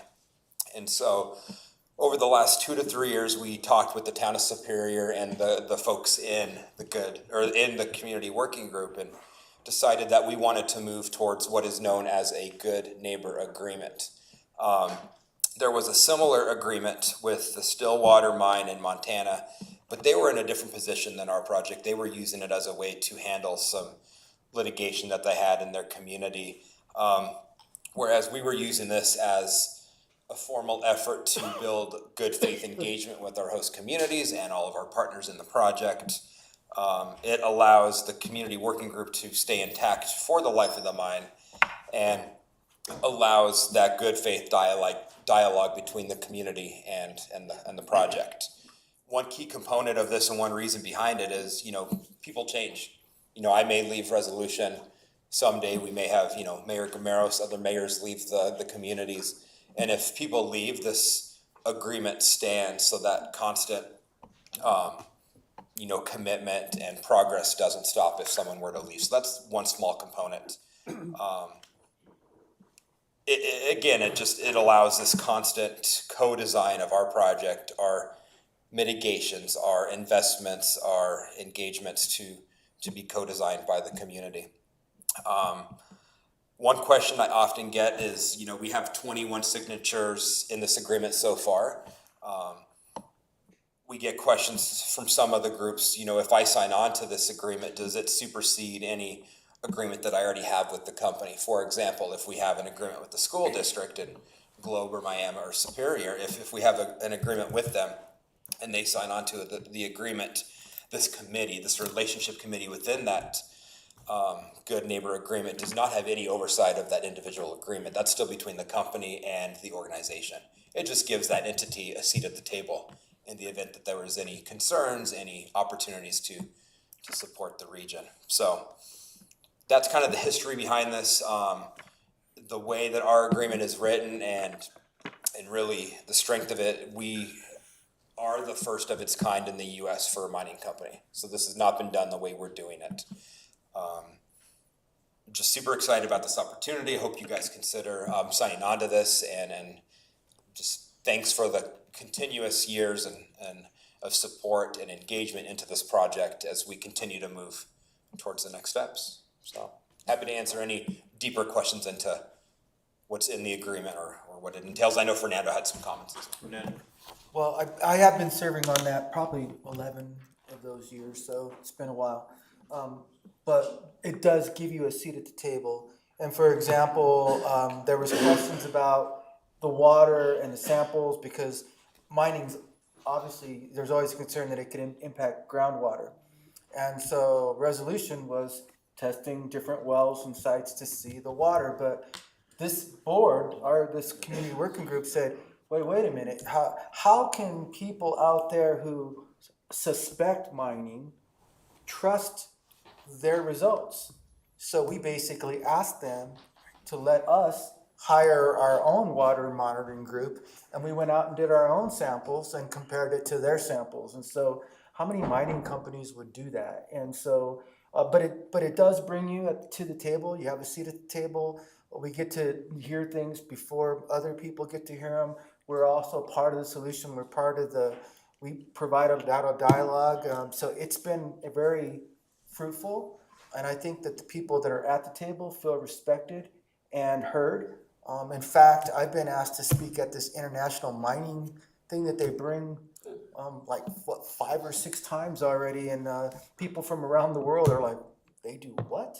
And so I represent the hospital on this board, and we had our attorney review the contract, and he was like, wow, we need to have more contracts like this, because it doesn't really make you do anything, but what it does do is it says we will, in good faith, come together, talk about this, try to come up with a solution before we just start suing the heck out of each other. So, Yeah. And to add to Councilman Shipley's comments, by signing on to this agreement, it would allow you a formal seat within the community working group for as long as you're a part of it. So whether that be Councilman Shipley or another designated member, it could be that you guys would have that regular engagement. We meet quarterly, so it's not a huge time commitment by any means. We did meet monthly and finally went to quarterly. We're at a stage where we're almost not running out of things to talk about, but we've been through the meat of our mitigations. There's probably $50 million worth of mitigations we've committed to once we hit our permitting milestones. Majority of those mitigations were decided by this community working group. So they've really have 100% shaped what the project was 10 years ago versus what it is today. Yeah, Brian, since Fernando's on the group already, but he represents a hospital, that gives us an additional seat on there, so we could appoint an additional council member that's correct. to that. The other thing, just one other question, so this group is more about the operations and the lifetime of the group. It's not a political organization to solicit to the legislature and stuff like that. They don't do any lobbying, no politics. It's not a support group. It's a group of diverse folks that, in the early stage, we had opposition for the project in this group. It is by no means a support group. By signing this agreement, it by no means says the City of Globe forever supports the project. It gives you a seat at that table to be a part of the future. Great. So, Mr. Mayor, members of council, staff's very supportive of this. Communication is, you can never have too much communication, and this opens up an avenue where we can get direct answers to direct questions when we need to, and it helps definitely to clarify things so we can plan and we can partner. So staff very supportive of this, and then quarterly meetings. And just the only other comment was the fact that we are signing on to an original agreement between Resolution and the town of Superior, and we are joining on as additional parties. And so what you're approving tonight is not the agreement.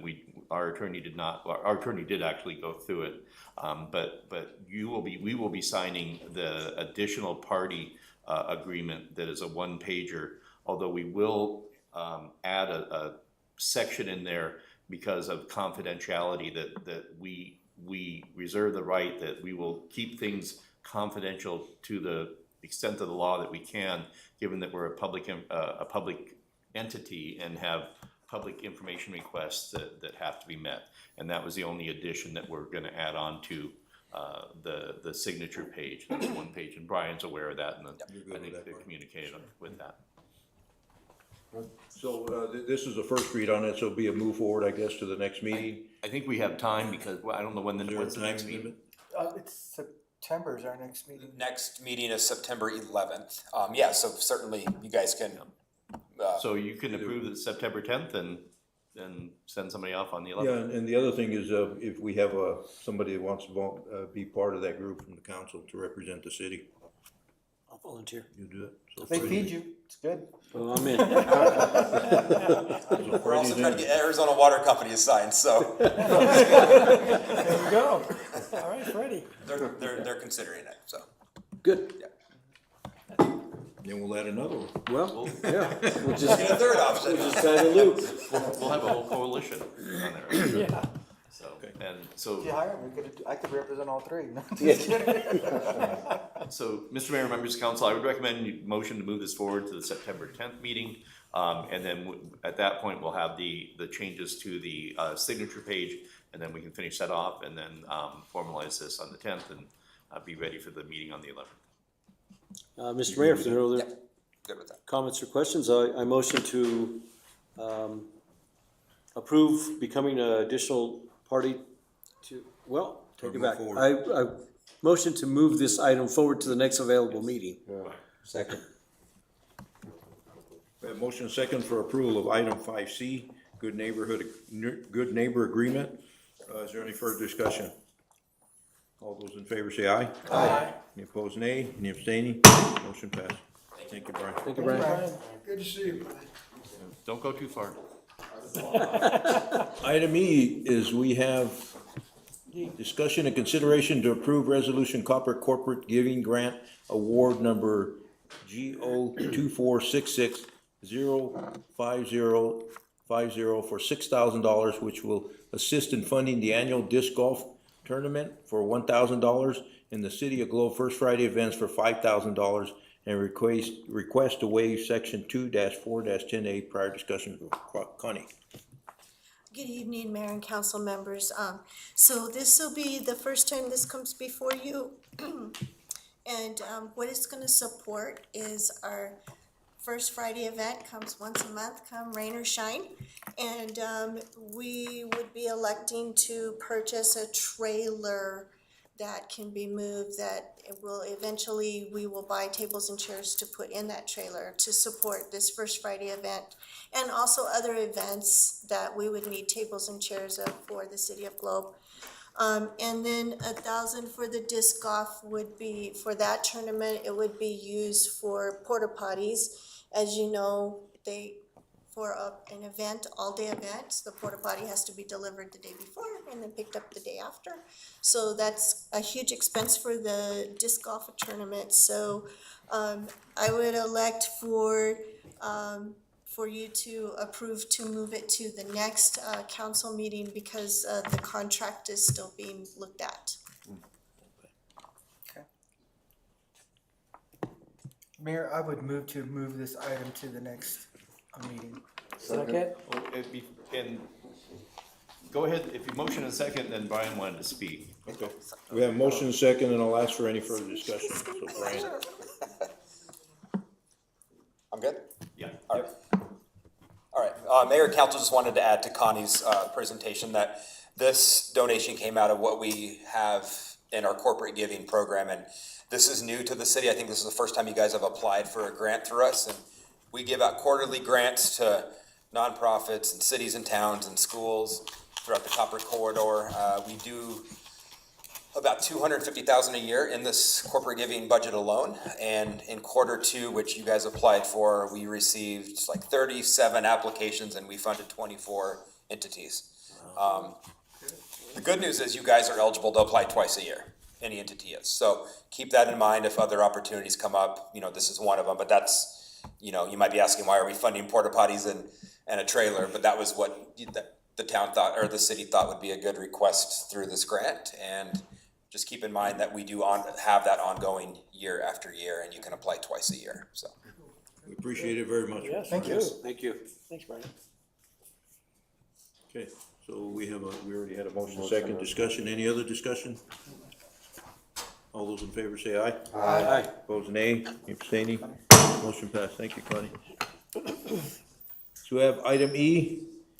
Council will consider and possibly approve a memorandum of understanding between the Gila County Provisional Community College, District AAC, and the City of Globe Police Department to allow police training equipment to be used by the college in their law enforcement training program. Chief. Good evening again, Mr. Mayor and Council. This is the MOU that is being developed for our partnership with the community college. This has been a long process over the last year and a half, 2 years of developing a police academy for this region. It would be hugely beneficial to our department and to law enforcement throughout the county and adjoining counties. Our commitment to this from the beginning was to be able to provide as much support to this process as we can, and this is part of that. Our training equipment that we currently have to maintain for ourselves is needed with the community college for this academy. Our instructors will be teaching, I'll be teaching there, so it's a true partnership. This is just some of the legal stuff that goes along with that. Currently, right now, we're asking for you guys to move this to the next council meeting for final approval. The MOU itself is under review by our legal, Bill Sims, who never fails me in redlining stuff, and then the legal department at the community college too. So we should be able to get through this. It's a 2-page document. It's just indemnifying us and the college in case there's any issues. Any questions? Questions? Mike? Chief, what kind of equipment are we talking about? Cars? So it's anything from vehicles to, like, we have Red Man suits for defensive tactics. We're going to be purchasing this year some SIMS munitions and weapon systems for force-on-force training and things like that. Whenever we have that type of stuff going over, our personnel is going with it. Some of our personnel will be actually hired by the college to be adjunct instructors and professors and stuff like that, but we'll also be donating a lot to them because at the end of the day, it benefits us a tremendous amount if we can have a successful showing at this community college. Sure. Yeah. Good move. Mr. Mayor, if there's any, no more discussion, I would make a motion that we move this request on to the next meeting for final approval. Second. Motion second to move forward item 5E to the next meeting. Is there any further discussion? I just would like to acknowledge how much work prior police chief Lee Kennard has done to get this going, so just call it shout out. He was actually hired by the community college. I recommended him. He's hired as to oversee the academy. And just so council knows, this is, I don't know how many man hours have went into this, just from our department, but Lee himself, the hoops that we have to, and the requirements required by Arizona Post, the college itself, and us, is pretty tremendous. So he's done a phenomenal job as kind of a one-man show. So he's done a good job. For this new program, you had to develop the total curriculum too, right? With Well, the AC? not just the curriculum, because Arizona Post changed the amount of hours that's required, so it increased considerably. So they had to put that in together. But then you have to meet all the standards along with it. So this body awarded us money to be able to join in with Gila County and the college to upgrade the firearms range and things like that. It's just different things like that that are out there. And then some of the equipment that we've purchased for ourselves that we need, it's in conjunction with what we knew we were going to need for the academy moving forward. Chief, will other communities be able to send students? Yeah, it's open enrollment, so the only difference between this class and other classes is there is a background check, because you do have to meet Arizona Post requirements to attend, but it's open enrollment, so all the other law enforcement entities And from the Chiefs Association that we started several years ago, every single law enforcement group that's a member of that has committed to participating and trying to provide support for the success of that, because they reap the benefits also. Like we said in the beginning when we first developed this, if you look at the longevity for law enforcement within our community, most of those individuals like AJ, Mike Johnson from the county and stuff, they went to the police academy at that college years ago. And we have to have something other than just money in recruitment. And it's nice that we get homegrown applicants here that have family ties here that keep them in our community, because that's really important. Thank you. And I think about that a lot for my non-resident residents out in Copper Hills. Did you get out of jury duty? I did get recruited for jury duty, but I'm pretty sure You're not a resident. Superior Court judge outrules that. Any other questions? No, I'm good. not at this time. Thank you, Chief. Thank you. Can we get a vote? No, yeah, so Mayor. You gotta vote. Oh, we didn't vote? Yeah, we do want to vote just to move this forward to the next available meeting, and then by then we'll have the changes set up on that. But it's fine for you to vote to move it to the next available. All those in favor say aye. Aye. Opposed, nay, and abstaining, motion passes. Thank you, Mayor. Thank you, Council. Thank you.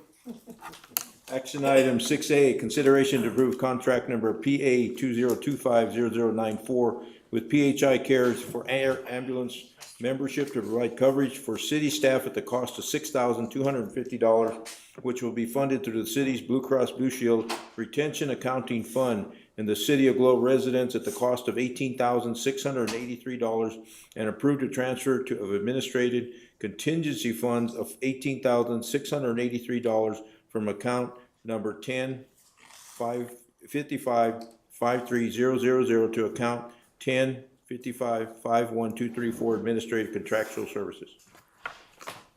So, Mr. Mayor, members of the council, this, we are back for final action.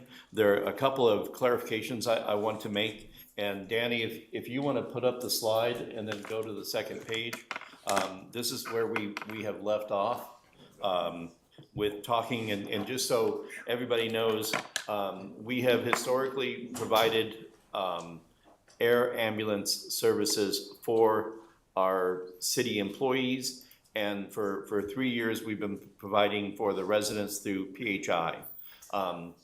With with 2 different air ambulance services providing coverage, we have ended up with the idea that, you know, when you're in a emergency situation, you don't get to pick your provider, and we have the opportunity for both our employees and our residents to bring on Banner as the second air ambulance. Now, what's changed is we had talked about for the employees, PHI was offering national coverage, Banner's offering statewide coverage, and that is fine. We are able to do that. The conversation came out with the attorney on doing 4 county coverage, because this is not for a direct benefit for our employees, but a benefit for the community. How Bill Sims explained this was, we have an obligation to provide public safety to our residents. If we ambulance service we have, ground ambulance service we have through our relationship with Tri-City, but air ambulance is something that we do not provide. We can provide that, but he had issues or concerns over the fact that if we were providing ground ambulance and there was somebody in another county, say Coconino County in Flagstaff, and we were paying to cover the person in Flagstaff to go to Maricopa County. If we had a ground ambulance, we wouldn't drive to Flagstaff to drive people to Maricopa County. And he sees that as a bridge too far in the coverage and in what we're doing with the reach of this. Now, before we go any further, if you would like to hear straight from Bill, we have Bill queued up, and we can take a quick 10-minute, leave everybody here, and then go in and take a quick phone call, and Bill can explain why he has concerns over doing the multi-county. Now, the difference is PHI, if PHI was this, we asked them today, if we just did one county, Gila County, would we get any reduction in price? And they're like, no. They put this into a formula, and this is something they offer, and so we would be buying Gila County, and from PHI, we'd be getting the added benefit that they would throw in 3 counties for free, okay? Now, with Banner, it's different, where the way that they function, and both of these are major national companies that have rules, requirements. They actually offer a lower price by about $4,000. So what was 31 is now 27 for Gila County only, which means that we wouldn't, through Bill's interpretation, be able to purchase the 4 county, or it would be amiss to do that. Now, that doesn't mean that we're not fulfilling our core duty. Our core duty is provide people who live in the city of Globe helicopter coverage from Globe, and we do that with this scenario right now. But I just in case you have questions, because this is kind of complex, if you would like to hear from Bill, we can step away, go into a quick e-session, and then come back and explain that, or we can continue to discuss where we have we provide residential coverage for the Gila County, and just by the luck of the draw, we end up with PHI covering 3 additional counties. But our focus is to cover Gila County residents. I hope I didn't make that too complicated. You did. You're talking about 2 different items. Right now, the item that's up is PHI. Right. And their cost includes nationwide coverage for employees and residents. Right. So Okay, there's and no change in that. No change in that, and that's why we had separated them out anyway. But when we get to Banner, I wanted council to know that in Banner, we have adjusted that. We have the old number of the 31,599 in the agenda item, but we are now seeking council to modify that and purchase just Gila County coverage at 27,241. That's the next item. That's the next We're item. only So, we're okay, so discussing you want PHI to. right now. I'm good.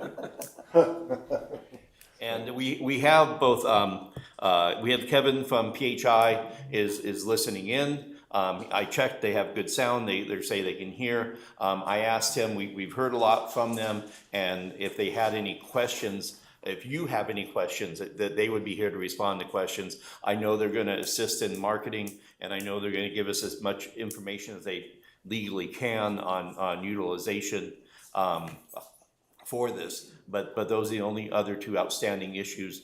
And if council's ready to vote or ask questions. Any questions? Do we have comment? The only question I have is, we're not trying to reduce the coverage. We're getting 3 counties for free, right? Right. Okay, we're not gonna say, oh, we don't wanna use the other free 3 counties, right? Right, Okay.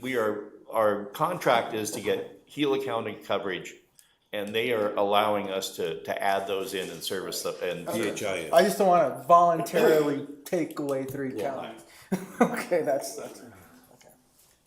I would, I guess, is there more discussion? well, I guess if we're comfortable with what we've done, I guess, the next one will be a different discussion also, but, we really can't tell which helicopter you're gonna get, and the information that we're getting is PHI and Banner Air are the 2 main responders to our area.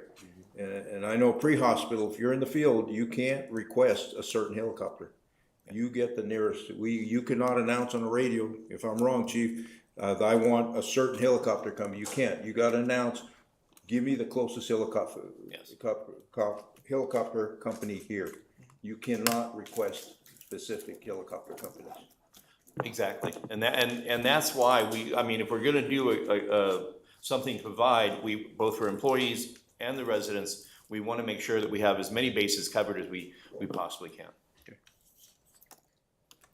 So I would move to approve contract number PA-2025-0094 with PHI. Second. Motion and second approval of item 6A. Is there any further discussion? And, oh, no, go And ahead. this will be a transfer of $18,000 from our fund balance in order to cover this. Doesn't affect our city our staff is paid under Blue Cross Blue Right, Shield. right, the 250 is out of Blue Cross Blue Shield, but the 683 definitely Out of fund balance. out of fund balance. Yes. Freddie? Just one other item. I know in the past we talked about some upgrades that are available. So At the residents or the employees' cost. I think it would be important to have that information provided to our residents to let them know that if they do want upgrades, it is available at their cost. Would you like, Kevin to comment on the upgrades? Or are we good? Absolutely. So with the upgrade, Okay. of course, it's whoever would like to participate. We can do any type of community event that you'd like. We have a way that we can do, at our expense, a number of different awareness campaigns, be it email, be it mailers, be it me at different locations, should, when this is finalized, and, be available in multiple ways so that we can answer questions, folks can make an informed decision, and then if they choose to, they're welcome to enroll. They can do a 1 year at $30, they can go 3 years at $90, they can go 5 years at $300, and lock it even at 10 years. So it's just however long they want to do it, they can. Either way, at any level, they're covered outside of those 4 counties. Kevin, thank you. So it doesn't, there is no upgrade right now because we're getting nationwide from PHI. For employees, we're getting nationwide, and that's perfectly fine because that is a benefit that we choose to give our employees. But for the residents, we're purchasing Gila County only, and PHI is adding in the 3 additional counties. Okay, Because it's okay. at the, yes. Okay. Okay. And I don't know, talking to staff, hopefully, for the future, when we do our state of the city address, I think it'd be nice if we had both helicopter companies here have maybe a booth so because we'll have residents out here that they can talk to them and ask questions. Yes. Yeah. Coming on First Friday, correct? They're gonna be on First Friday as well. Are they? I don't know. Yeah, that'd be another one First Friday would be good. Yeah. Free helicopter rides, huh? So, Sure. yeah, so we will communicate with both with PHI and ask them, it's definitely state of the city and then a select number of, First Fridays. Okay. Okay. Any other questions, comments? Just a comment, Mr. Mayor. What we're doing is planning for our future of a really bad day in City of Globe. And when you can, you try to build that in so that there's no worry on a family's part or even our operations part, that it would be covered and that we can support that. I think that's a really good thing to do. That's all I have. Thank you, Mr. Mayor. And as long as it's not a gift clause issue. No, and it's not so much a gift clause issue, it's just the parameters of what we have the authority to do. And so we do have the parameters to cover our residents because we are doing everyone, because that's in our mission, our code, to provide public safety. It's just the mechanics of paying extra so that somebody from Pima or Pinal County or Flagstaff could transport that. Okay. And like I say, and Bill can answer that better if I can, if you would like, or if you just want to go forward, we can do that. Call for the vote. All those in favor say aye. Aye. Any opposed, nay. Any abstaining? Motion passed. So we have item 6B in consideration to approve contract number PA 20250095 with Banner Air for air ambulance membership to provide coverage for city staff at a cost of $6,825, which will be funded through the city's Blue Cross Blue Shield Retention Accounting Fund and the City of Globe residents at a cost of $31,599, and approve a transfer of administrative contingency funds of $31,599 from account number 1055-53000 to account number 55-51234 administrative contractual services.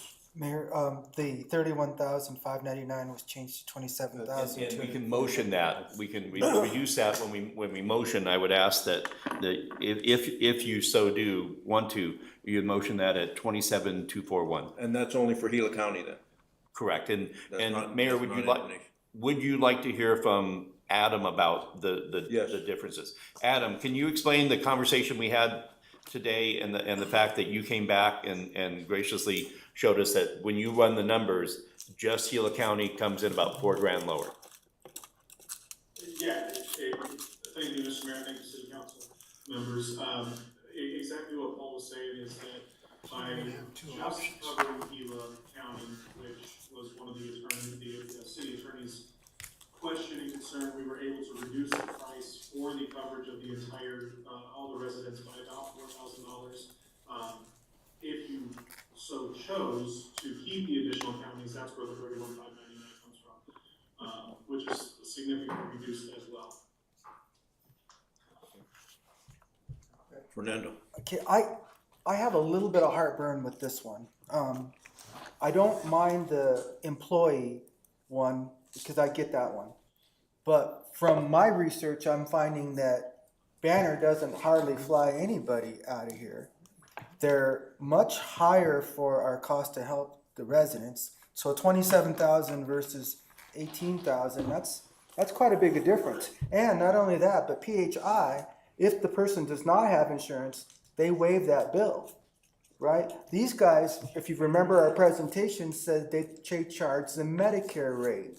Well, I work with Medicare, and Medicare sets the rate, right? But so you pay 80% of whatever Medicare says that flight is worth. But 80% of 20 grand or 25 grand, that's still a lot of money to somebody, and they could still go financially broke. And for us to pay, I'm thinking, in my mind, I'm thinking the $6,825 makes perfect sense to me. I'm not sure the $27,241 makes sense to me, because the two helicopters that are the closest are both PHI. I was told the next closest helicopter is Guardian, not Banner. And so how many flights come out does Banner, have you seen on, that's kind of where I'm at. And not only that, but if somebody they come out and fly them, that doesn't mean that the person that was in the accident was a Gila County resident. So in Mr. Mayor, members of council, Councilman Shipley, if you're okay, can we let Adam respond for your comments? Don't go anywhere, or Gary, but let's let Adam go first, since you had a lot that you laid out there. Adam, do you want to respond to Councilman Shipley? As far as the 27,000, the 31,000, I'm actually going to pass that on to Jeff Miller. He's my director of membership, because he deals with the municipal, the city plans on a more frequent basis. Yeah, Mr. Mayor, City Councilman, we appreciate the opportunity to speak with you. As far as our pricing versus PHI, I don't work for PHI, so I'm not able to determine their pricing model. What I can tell you is that our pricing model is governed by the Office of the Inspector General, and it passes all Medicare applicable laws in regards to our pricing model. It's the same pricing model that we've used through our Medicare network now for many, many years. The city councilman is correct. We do not have the ability to write off a flight for free, if you will, if you would use that word. So when somebody is flown, we are billing against an insurance entity. So you can imagine if you run a business, if you were billing for insurance, which is what both of our air ambulance products are meant to do, is bill against insurance, and we fly someone who does not have insurance, you can imagine that's a hard business model to sustain over time when you're flying patients who do not have insurance. So that's kind of, hopefully that explains that a little bit on our side. Again, different competing products and different levels of products. So I really can't speak to why the prices are different versus one versus the other. We just want to consider, or for your consideration, both products are different. And Mr. Mayor, members of council, Councilor Shipley, you also asked about the number of flights coming out of the region. Do we want to ask the representatives from Banner on, do you want to comment on the volume of flights coming out of southern Gila County? I would say at this point, and forgive me, but myself and Adam are in the membership business. We're not operations, so unfortunately, we don't have the exact data. I know the fire chief was in almost all of these meetings we've had and had provided some details regarding our operational commitment to the city of Globe and within the county. But as far as the exact number, Adam, unless you have that number that Amanda Wigman had quoted, I would have to circle back. The only number that I have from Amanda was from the first city council meeting to the most recent city council meeting we had. We were doing, on average, about 1 flight per day from Globe. Okay. And so, Mr. Mayor, members of council, Gary, do you want to pick up on Councilman Shipley's questions? Yeah, so, you know, I can't speak to what comes in and out of Cobra Valley Regional Medical Center in terms of inter-facilities between there. In terms of scene flights, you know, our numbers are significantly down in terms of scene flights, but when it comes to those flights, we are regularly seeing Banner aircraft on those flights. That's been a trend because only having one helicopter in the area with PHI Airvac 7 in the area, they stay fairly busy as well. So the next closest, you know, there are, when you go to the next closest outside of the area, you know, there's a number of aircraft that are within a few minutes of each other. And most of those are based in the East Valley. And Banner has a base in the East Valley. Banner has a base in Payson. We've seen aircraft from both of those bases on scene calls that we've responded to. Whether those were immediately within the city or on responses that we've had in conjunction with Tri-City for motor vehicle collisions in and around the outlying community. Can you give me a guesstimate on the percentage? A percentage I can't. I can tell you I've personally in the last few months have seen probably 3 Banner aircraft, and that's a conservative estimate that have come in on flights from primarily motor vehicle collisions that we've seen. So they, you know, again, I can't speak to what's going in and out for interfacilities, but for scene flights, when we've had them, you know, we see a mixture of both PHI and Banner aircraft, and sometimes we're seeing, you know, Air Methods, Native Air, those as well. Well, when I spoke with the hospital, we had our strategic planning, and they said they see very few Banner flights. Right, and I can't speak to those interfacility ones. The flights that we do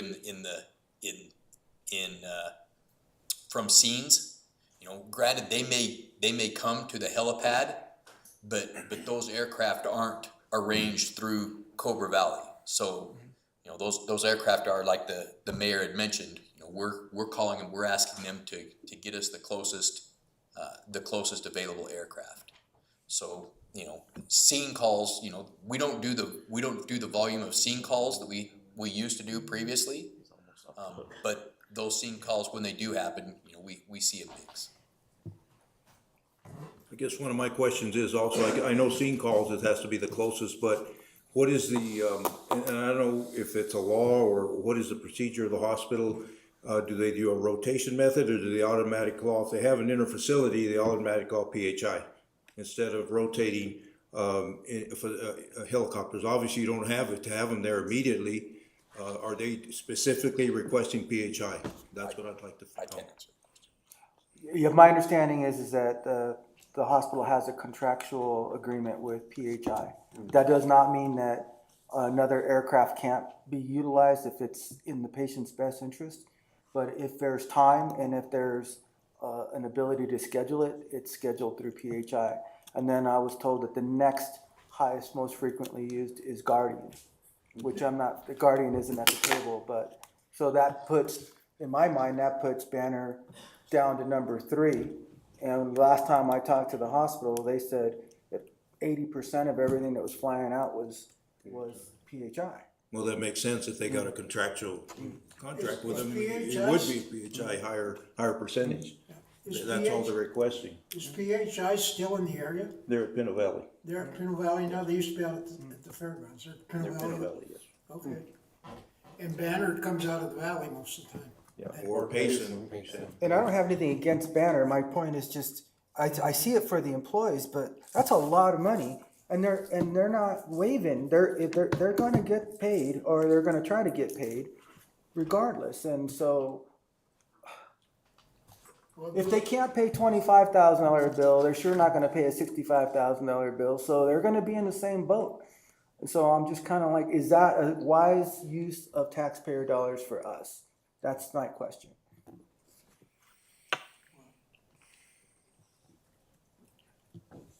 So just a question, the 6,825 for Banner covers what, nation or No, that's statewide. statewide for Banner? employees. Okay, Yes. that's our And- employees. and- only. Yeah, and we have the ability to adjust that coverage and pay up for that coverage because we're providing a benefit to our employees rather than a benefit to all members of the public. And the 27,000 for residents only for if you fly out of Gila County then? Correct. Okay. Does Banner also offer an upgrade in their program? Adam, do you want to talk about upgrades for Banner?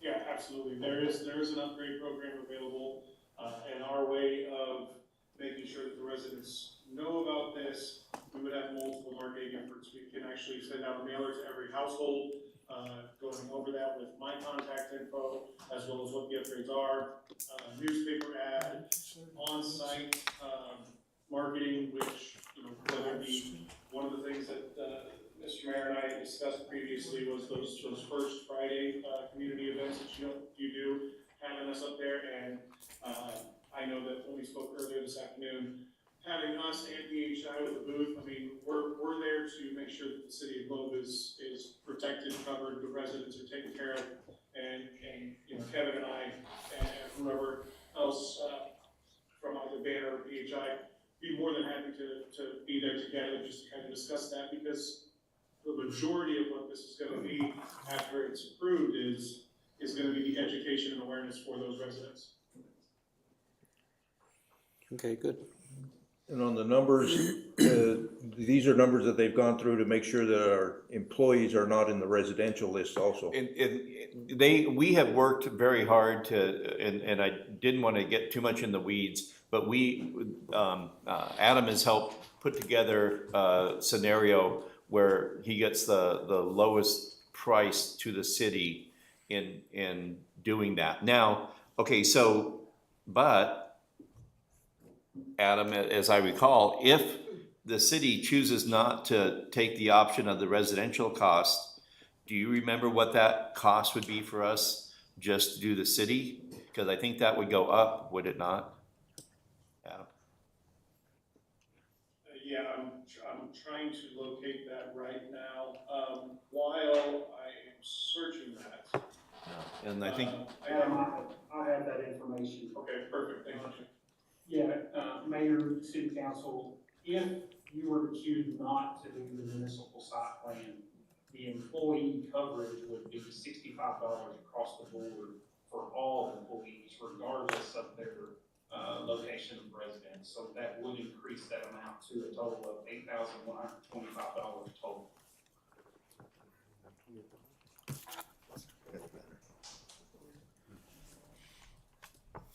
so that would be an increase of roughly $1,400.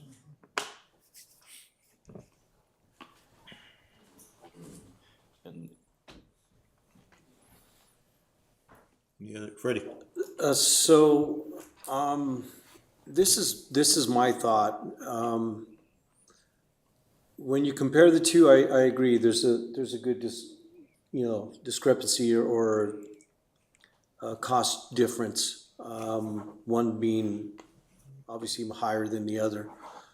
But I don't want us to lose sight of the fact that we are doing this as a good faith gesture to our citizens. And quality of life. So, you know, what do we have, 7,000 residents? I did a quick math, and maybe even more, I did some quick math on 27,000 divided by 7,000. We're looking at just under $4 per person to cover them. In addition, right, to the PHI. So, you know, it's one of those things that, you know, how much do we value our citizens? You know, and where do we want to provide that quality of life? And so that's kind of my opinion. That's where I'm leaning is, you know, that we can't lose sight of the fact that what we're doing here is to provide quality of life to our citizens. And if we want to put a dollar on it, a cost on it, you know, then maybe that's a discussion we need to have, is how much are we willing to expense for quality of life? That's a tough question and answer. But I just don't want to lose sight of the fact that that's really what this is all about. Mr. Mayor. Jesse, go ahead. I agree that we got into this discussion as to wanting to have two different helicopters, not just one. That we've realized there was two different services that were coming in, and we wanted to make sure that our residents were covered. That's what we discussed. We've discussed at length how much it was going to be, what we were looking at. We've taken it to the subcommittees. We've discussed this till it was dead. Till it was dead. I appreciate Councilman bringing up that, you know, the difference in relative respectiveness, but I think if we're going to discuss this anymore, I don't understand what we're doing. So with that being said, Mr. Mayor, if there's no other comments or questions, I would motion to approve contract number PA 2025-0095 with Banner Air for air ambulance and the amount of $27,241. Second. And that includes the 6,825 for the. It would be it would be the 6,825 for the employee and the 27,241 as stated for the residential. So moved. Yeah. Motion made and seconded. Got a second? Yeah. Got a motion and a second for approval of item 6B. Is there any further discussion? All those in favor say aye. Aye. Any opposed, nay? Any abstaining? Motion passed. All right. Adam, Kevin, thank you both. And just so we have, just if you did not hear the vote, we have passed both of these items in full, both residential and employee for both. If we could ensure that our residents do get information from both on upgrades, should they choose to go to those plans. And I know Pam will be all over making sure we get the information, making sure, Adam, like I say, you've already committed to partner and be at the events. We'll make sure they have the information for both, we get the cards for both, whatever we have to do. We're doing I think council's doing a wonderful thing for the community. We need to make sure that we get that word out. Yeah. Just one other comment, without violating any HIPAA rules, I would hope that we would get some feedback as to how many actual flights took place in the next fiscal year, you know, just a number that took advantage of the insurance. That would be advantageous to us in the future. Yeah, we do hear comments. I think Pam had heard something from someone today who had thanked us for doing that. We hear it through other venues and people speak up. So I think residents will appreciate it. Okay, item 6C, consideration and possible approval of contract number GS-2024-0043 with Metron Farnier for the purchase of automatic meter infrastructure meters at $1,618,267, with the funds coming from account number 5080540005, grant funded capital outlay, and 5080514425, securing future water to be submitted to the Water Infrastructure Finance Authority submitted for reimbursement for water conservation grant number GF-2480-05031. Travis, should have put you at the beginning. Thank you, Mayor and members of the council. As you stated, this is to purchase the AMI water meters that we've been talking about for quite some time. And so we're ready to make that purchase if you're in agreement to approval. I'll just give you a little bit of background. July 17th was the deadline for all the proposals. We did receive 6 proposals, so we did get a fair amount of that came in. And as you can imagine, with all the specs that we were looking at that we wanted to get out of the water meter, it took some time. So it took a couple weeks for Public Works staff to review the documents, but we ultimately narrowed it down to 2. And then we had a follow-up meeting on July 30th with those 2 vendors to follow up with some questions about their meter and kind of give us a look into their program with the system that goes with the meter. And so ultimately we chose Metron as our top selection. They scored at least about 9 to 10 points higher than everyone else within the proposals. And we have Alex here from Metron if you have any questions specifically on the meters, but we are ready to move and purchasing these meters. I'll be happy to answer any questions. Fernando. I was here when we did the last meter thing, and it was a total fiasco. We spent a lot of money, and it did not work. So how do we know yours is going to work? Yeah, no, I appreciate that. That's a good question. Thank you, Mayor and council members and staff for having me. Just wanted to say you guys have a fantastic utility staff. They're really awesome to work with, very knowledgeable. Metron has been in the industry for about 35 years. We pride ourselves on the product that we make. We pride ourselves on the quality of the product that we make. And we're not the cheapest option, that's for sure, but it's for good reason. We look forward to potentially working with you guys and showing you that we will help reduce water loss. We'll help give time back to people like Vince and Jody in the office, give time to the guys in the field. This is a proven product, and we have the data to prove it. It's a time frame.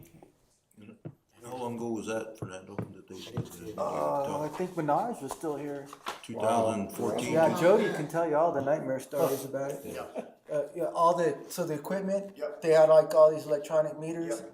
and then they would replace them. They'd send us a replacement part, and that didn't work. So it was like everything was faulty, and so we spent more time, more money than, and it was supposed to save us like $80,000. Net, and it just didn't work out. And then they had the gall to put me down as a reference. And I'm like, oh no. Oh no. So we've been working in small bits with Jody as well as Jessica and Vince over the last about a year. I came in about a year ago, and a big issue for, let's say, Jody in the office is the billing. It took her about 3 years to figure out the current billing system, and she's still having some little troubles with it. It took her about 2.5 months to figure out ours and get caught up with everything. And she's completely autonomous, doing everything on her own. She's been great. She loves the system. We're doing some good stuff. Yeah. I think John has some comments about the meters. He experienced it, didn't he? Councilman Shipley, yes, to add on to your, so right now what we're proposing to you is actually purchase of the meters. Part of our problem that we had historically was the installation. The installation started from so many meters a day, then it kind of dwindled down that we can only do this much. And then they had staffing issues, and then they were actually reaching out to our staff. If our staff wanted to take time off so they can install the meters, it really basically, double dip and stuff. So it was really the installation and a lot of the equipment, and it was actually because they were actually shortening meters that weren't meshing. So it was really towards the installation that we had most of the problem. And one of the things that we looked at also historically was that in this process is the bottoms of the meters were blowing out because of the material that they're made of. So that was one of the deciding factors. That was one of the pin things that Jody says. Well, we looked at the pressure ratings, and then we also looked at that they're actually, the bottoms are brass. So they're actually not gonna be, the temperature changes, they were blowing out, and we've still recently had some of that with the past meters that we've had. So it was more on the construction installation part of it, and the process was, we have learned from those mistakes, and that's why Jody was brought in from the get-go, and we shared some of that with what we went through, and even we have senior staff that dealt with those meters. They were actually even included in some of these meetings to answer all the questions that they may have as far as installation and long-term replacement. Somebody have, Jess, you have a question? I'm sorry. What's the timeline start to finish? Say it again. Timeline start to finish. So our timeline, personally, we are manufacturers and distributors, so we have all product in-house. We're located in Boulder, Colorado. So our timeline in terms of getting you guys the product is about 6 weeks, which is considerably fast. So you're not the installer? No, we do not do the installation. Okay. Sounds like, if you wanna. Yeah, so, we have a separate solicitation to do the install, and, so that should be coming very shortly. The bid's coming out, hopefully tomorrow. It should be in the papers tomorrow pending the approval of this, contract. And, from there, I think it's a month before we get the bids back. And from there, from what I understand, depending on the company, we'll have to wait and see how long it will take them to install. But we've talked with a few of the vendors, and it sounds like it could be done rather quickly, based on some of the discussions we've already had. Well, winter's coming too, so that's probably gonna slow it down. That's, yeah. Definitely wanna get ahead of that, and then, I mean, these changes happen really quick. I work with a lot of rural towns, and this is probably the number one thing that I see happening right now, specifically, I'm sure you're familiar with it, Freddie, but the WIFA grant has been a huge project for rural towns all over Arizona. Freddie, you had a question? So if this is just purchase of the meters, correct? So can you give us a summary of what the product is? Yeah, so Metron specializes in cellular AMI technology. The meters themselves are single jet, as well as we have a positive displacement meter, which I'm sure you're familiar with the different kinds. Yeah, the accuracy on the meters that we're testing right now with them are accurate down to a 50th of a gallon. So these things are gonna be picking up like a trickle of a leak, basically. The big thing that separates Metron from everyone else in the industry is that we're actually picking up 1-minute intervals of data. So we transmit the information once a day through the Verizon or AT&T cell towers, so all of our infrastructure is already built for us. We're using the additional infrastructure that's out there. That's why it separates us significantly from the competitors that are in the space, because a lot of them require maybe additional towers or reading devices, stuff like that. We don't require any of it. So in turn, we're actually saving the town some money by not having to put up these things. Trying to think, where are we at? Yeah, So I mean, it's do you all, have any it's all specific- cellular, there's no radio communication? Nope. Yeah, it's all cellular. There is, you can manually read them if you want. If, you need to get a read immediately, something like that. But the big thing is this 1-minute intervals. We're the only company in the industry that's been able to figure out how to do this. And it's something that we've been doing for about 12 years now. It's huge because we can actually show you true gallon per minute flow rate analysis. That's the biggest part about that. We can show you if the water doesn't shut down to 0 GPM in a house, most likely you have a leak going on. So, there's a whole slew of data and information that we can provide the utility as well as the consumers potentially. Are these meters, I'm gonna just pepper you with questions. Please, yeah, I know you know what you're talking about. Are these meters, do they have the ability to auto shut off from our local office? So not these specific meters that they're planning to purchase. We do have a shut-off valve meter. What's cool about what we have to offer with these meters is through our portal service, which is completely free to the utility. We give it to them in the purchase of the meter. It's included in everything. We have flag systems. Unauthorized use is a big one for that exactly. Somebody doesn't pay their bill, we can put their information in there saying they're not supposed to use their water until they pay this. If they use their water, it'll let them know immediately. But we do have a shut-off valve meter, we just, that's not what we. It's not in this scope. Yeah, exactly. And who runs the cost of the cellular service? Is that, who shoulders the cost of the cellular So service? we do, it's included in the price of the meter, but we handle everything with Verizon. We are a direct partner with Verizon too, which can actually potentially benefit the town a little bit. We've seen it work in towns' favors where, let's say a tower goes out, whether it's AT&T or Verizon, but specifically Verizon, we have a contract through 2045 with them. So let's say a tower goes out, we can actually put a ticket in with Verizon directly and tell them to get out here and, you know, make adjustments to the towers for you guys. You know, whatever, a tower goes out for some reason, then we can get somebody on site for you. So there's no alternate cellular provider, it would just be one provider? Yeah, so the registers, they're specific to either Verizon or AT&T. I was out here all day for the last like 7 hours, doing propagation studies for the town. Okay, that would be my next question. No, yeah, it's looking really good. You guys have pretty good coverage, especially in the areas that you don't have so good of coverage. The way these meters work is that our phones, for example, run off LTE.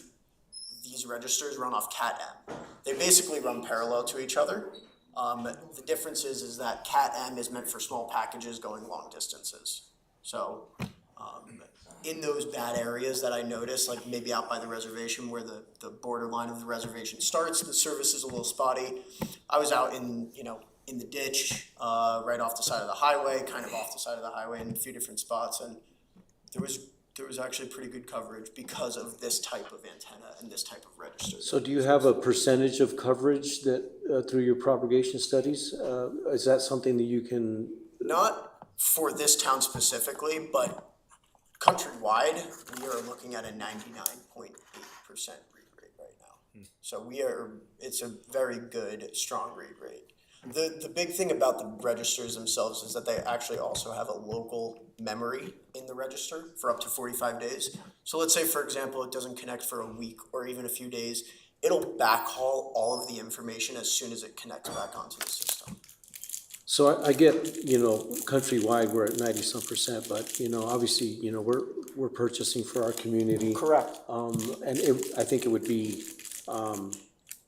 probably a good idea to see what our coverage looks like here. I get we want to purchase this, but, we're looking for reliability, right? Yeah, and so we have a pilot going right now with the town. All of the meters have been in the ground since I started coming here about a year ago, and we have not had one missed to read. And we put them in the hardest to reach places, Ice House Canyon, Reese Canyon. So we've done some due diligence to make sure that this will work, and it definitely will. Okay. What is the meter composite made of? Is it brass? Is it plastic? Is it a So composite? these ones are composite. We do have a brass model. All of our large commercial meters are all brass, and it's all lead free. So the composite material back in the day, as I'm sure you're familiar with like let's say the iPearl cross threading that was happening with that. We saw all of that stuff happening. We actually pulled a lot of our stuff to make sure we weren't doing that wasn't happening with the composite material we were using.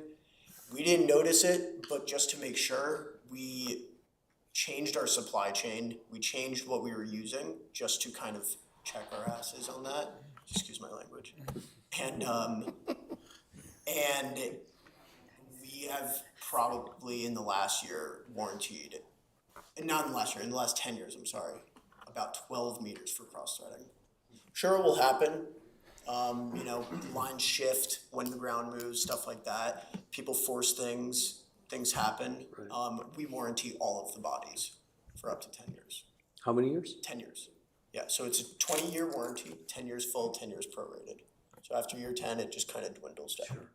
And these have batteries in them, correct? Yes, lithium-ion batteries, they're rated for 22 years on average right now. Okay. Yeah. You guys are in a pretty good place, in terms of heat. That's kind of working in your favor. And the batteries are warranted as well? Batteries are warranted, same thing, 20 years, 10 years full, 10 years prorated. Okay. Good. So the software, I have a leak and I don't notice it. Happened to me because we got a building that no one's in and we turned the water on and the toilet ran for A month. For sure. Big bill. Will the program software tell our water department so that they can tell us, or how does that work? Yeah, so I mean, it could go both ways. Basically, they'll find out about it immediately. They can grant all the consumers access if they so choose for free. There's no licensing agreements. That, like I said, I'm gonna harp on that one more time, but we do not charge for our portal services. That's all included. Customer service, training for the utility, everything is included with that price of the meter. That's really where we, you break that out over 20 years with some of the other companies, I won't name them, but we are significantly less over that 20 years. Okay, so let me clarify. So If you had a leak, where would it be found? well, not that so much as, would it end up on a report for staff to follow up with the client? Because we're not in the building.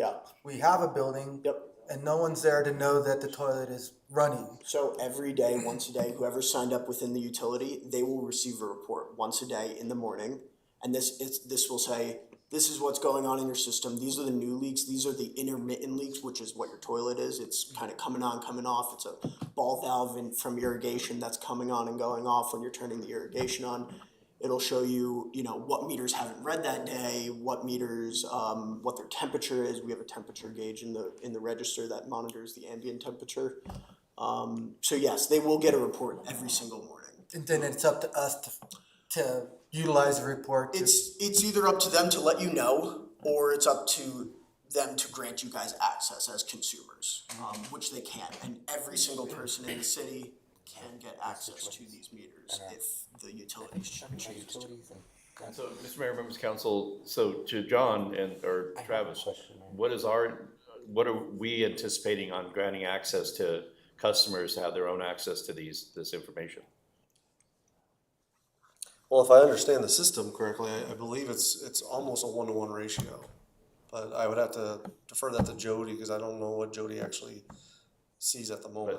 But I mean, they'll have a smartphone app. They'll have a smartphone app. That will grant access, as Alex said, to so that they can track their own water. So you as a customer can set your own alert, correct me if I'm wrong, and say, wow, look, something's going haywire here. Oh, you could set an alert for yourself? Yeah, so there's a bunch of different alerts that we can set. We'll throw a bunch of different flags. That answers my question. Yeah. Because if they get a report and no one calls me, it doesn't help me until I get the next bill and I owe $1,000. That's some personal responsibility here. We have a feature on there called emergency transmit. The emergency transmit, if the user is signed up or the utility is signed up for this, it'll push out a signal immediately, telling the user or the utility, you have a leak, it's running half a gallon a minute for 75 minutes. We'll set thresholds for you guys, whatever it may be. So, yeah, there are notifications. The beautiful thing about this system, I'm sure you've seen a lot of these different systems come in and out through the industry, but sorry, I got so many thoughts going on in my head, but it's a website. You can access this anywhere. You could be in wherever, halfway across the world, and you can jump on a computer and view this. It's on your phone, it's on Android, Apple, and then it's based on the web. Okay. So, Nice. Travis, question, the $1.6 million, is that covered under a total grant? Yes, it will, and it leaves plenty of room for other things that we need to do that we've already identified with the grant. Does the grant cover installation too, or is that something? It will cover the installation as well. Wow, great. So, Mr. Mayor, members of council, go ahead. I have a question, but Councilman. So I would imagine you're planning on storing some spare antennas and things like that, right? it would probably be a smart idea as time comes on. I can't speak for them exactly, but okay. I was just actually in Eden. We did the entire water system out there recently, and I was out in the field kind of showing Sabrina's her name how everything works and getting her just up to speed with troubleshooting some stuff. And she, an antenna got chewed up by a rat, for example. I had an extra one on me, so I just gave it to her. But that was something that she figured out. It was a moment where she was like, I should probably keep some of these on hand. So yeah, it's probably something that we'll. Yeah, I would ask that you have that conversation with the team. Yeah. You know, just give them your thoughts on spare parts. You know, Definitely. because, you know, there are rats underground. And there are things that happen besides the rats that, Yeah. it's good to have. Are these heads replaceable? The heads are all replaceable. Yep. And yeah, it's a very simple transfer. If something happens to the register head or whatever, it's a really easy transfer for them. Yeah, so I would recommend that conversation also. Yep. So I have just a comment. So my building, there's 2 buildings together. I pay the water bill for the whole thing. Yeah. The toilet was running Yep. next door for I don't know how long. And Jody told me, and I didn't look at when I pay my bill. I really didn't look at it. Yep. It was $300 higher. Wow. And she goes, "What are you doing over there?" I'm like, "Oh my gosh!" Using the toilet? Well, no, yeah. And here it was running for over a week, so that would detect that problem and that would notify it. Yep. Exactly. That's cool. Yeah. What a great idea. Yeah, those features where you can set those red flags of continuous use for hours, like that's very uncommon, you know, for a resident to continually use, you know, 5 gallons a minute or a quarter gallon a minute for 10 hours. Right. That's Well, nobody's in that building either, Right. so. Yeah, it starts adding up no pretty idea. quick. Yeah. When you think about a gallon a minute, there's 1,440 minutes in a day. They're using 1,400 gallons just just to their leak. And then on top of that, they're using maybe 350, 400, 500 gallons a day, just regular use. Well, you expand that to that going, if it is a toilet or a sink, it's going down the sewer, and guess what our sewer department gets to do? They get to process that water, right? So it's just, it's a compounding effect. And this kind of goes to what you were saying earlier, about the rural water, or rural towns, what you and Linda were talking about earlier. But these are the kind of steps that I'm seeing, you're probably seeing with your company across the state, that these towns are taking in order to make those small changes make a bigger thing. Well, and I will say also that the water utility companies that are private, that are overseen by the Corporation Commission and agencies like that, this is becoming a very hot topic, and there's a lot of regulation that's coming down. It's not, if it's not already here, and some of it is. So, I mean, it's just falling in line with the whole conservation bit and preserving, you know, our water, and then the whole water crisis that we're in, you know, with the, it's just, it's being mandated now. Definitely. Paul, did you have a question? Yeah, Mr. Mayor, members of council, to Alex. Okay, and I don't know a lot about this stuff, but I just wanted to ask, the actual part that measures the water is a composite spin something, and then where does the technology picks up? At the very top of that, then there's something that takes the mechanical movement and translates that into electrical signals? Yeah, so it's a great question. So the inner parts of some of our meters, it's a composite wheel basically that's spinning with a tungsten carbide pin that's sticking through it. The thing that's measuring that is there's a magnet on the top of that movement, and then there's a magnet that's steady on the bottom of the register head. The register head is picking up the rotations of the polarity between the magnets. That is also a huge reason as to why our registers last 22 years, is because a lot of meters out there have 2 magnets that are moving opposite of each other, and they're measuring the polarity between the 2. Ours is just one steady magnet and then one that moves. So we have less components that are moving constantly, as well as how often the registers are querying and telling each other, you know, what their read is. We're only doing that once a day. Other companies are doing it 5, 10, 15, 20 times a day. That is a huge drain on the battery. So we are conserving that energy to make it last significantly longer. So then the electronics, the mechanical part does the count, and the electronic picks that up and broadcasts that. Correct. But still, it's a mechanical meter physically doing that. And in any instance, have you ever had your meters fail where they actually read higher than the flow rather than lower than the flow? Yeah, so it happens. I mean, if a rock comes through the system, something like that, something to break the measuring element, which happens, we will warranty that, obviously. We can't really if somebody says, you know, this water bill is way high, that's because the meter is malfunctioning and spinning faster than the water pushing that. Yeah. Is that possible? I don't know if I'm fully understanding the question. I mean, Freddie, how can- I would understand it. Typically, I will say typically, because these are mechanical meters, Yeah. right? Typically, they go brand new, they run at their optimum measurement. Yep. And they degrade as time goes on. Run slower and So slower. they run slower and slower until they die. But a failed meter usually is gonna fail to report a low water usage rather than a higher than. Typically, they don't go fast, they go Yeah. slower. Okay, because we just wanna It's a good make thing. sure that we're not going with electronic, customer. we're going with a physical meter Yep. that is not going to spin faster than the water's gonna make it spin. Exactly. If it rock jams it, it's just gonna get stuck. It's just gonna get And stuck. it won't read anything. Exactly, and it's gonna slow that Yeah, down. okay, so could we get, just sometimes we have people ask that question, if the meter has failed and reported double. Yep, okay. I won't. Okay. I'll save it for a private conversation, but some of the things that we've heard from our customers, you know, like just some far out there things like, you know. So you're in Miami, I'm just sorry to. Well, sign- our company's statewide. Statewide, But Yeah. I manage Miami and a place called Falcon Valley, which is Oracle, Saddlebrook Ranch. okay. I was just curious for my own. Yeah, there's only one, we're statewide. Okay.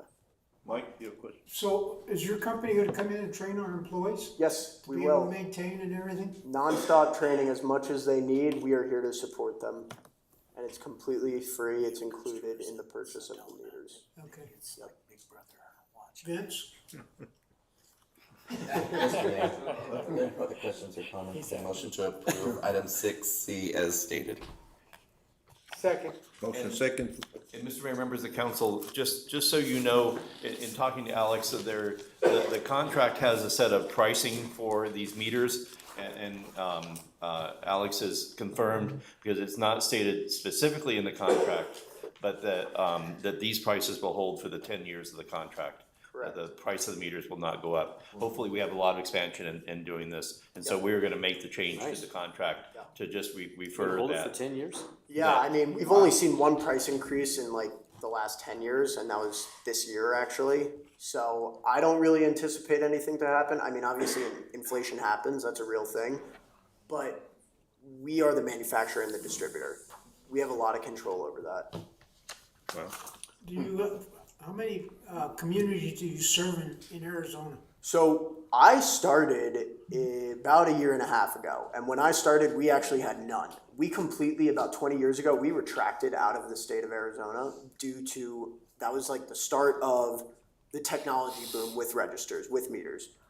We were seeing a lot of failures, so we pulled ourselves out of the state for about 20 years.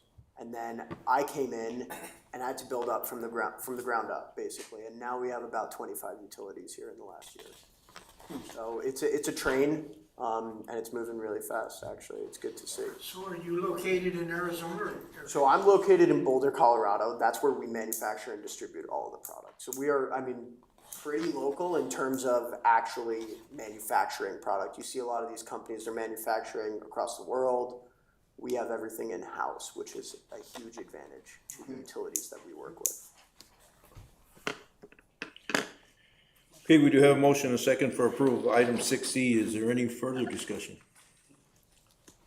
All those in favor say aye. Aye. Opposed, nay, and abstaining, motion passed. Thank you, thank you, Travis. Thank you, appreciate it. Appreciate it. Item 6C. Oh, no, 6D, I'm sorry. I'll go back.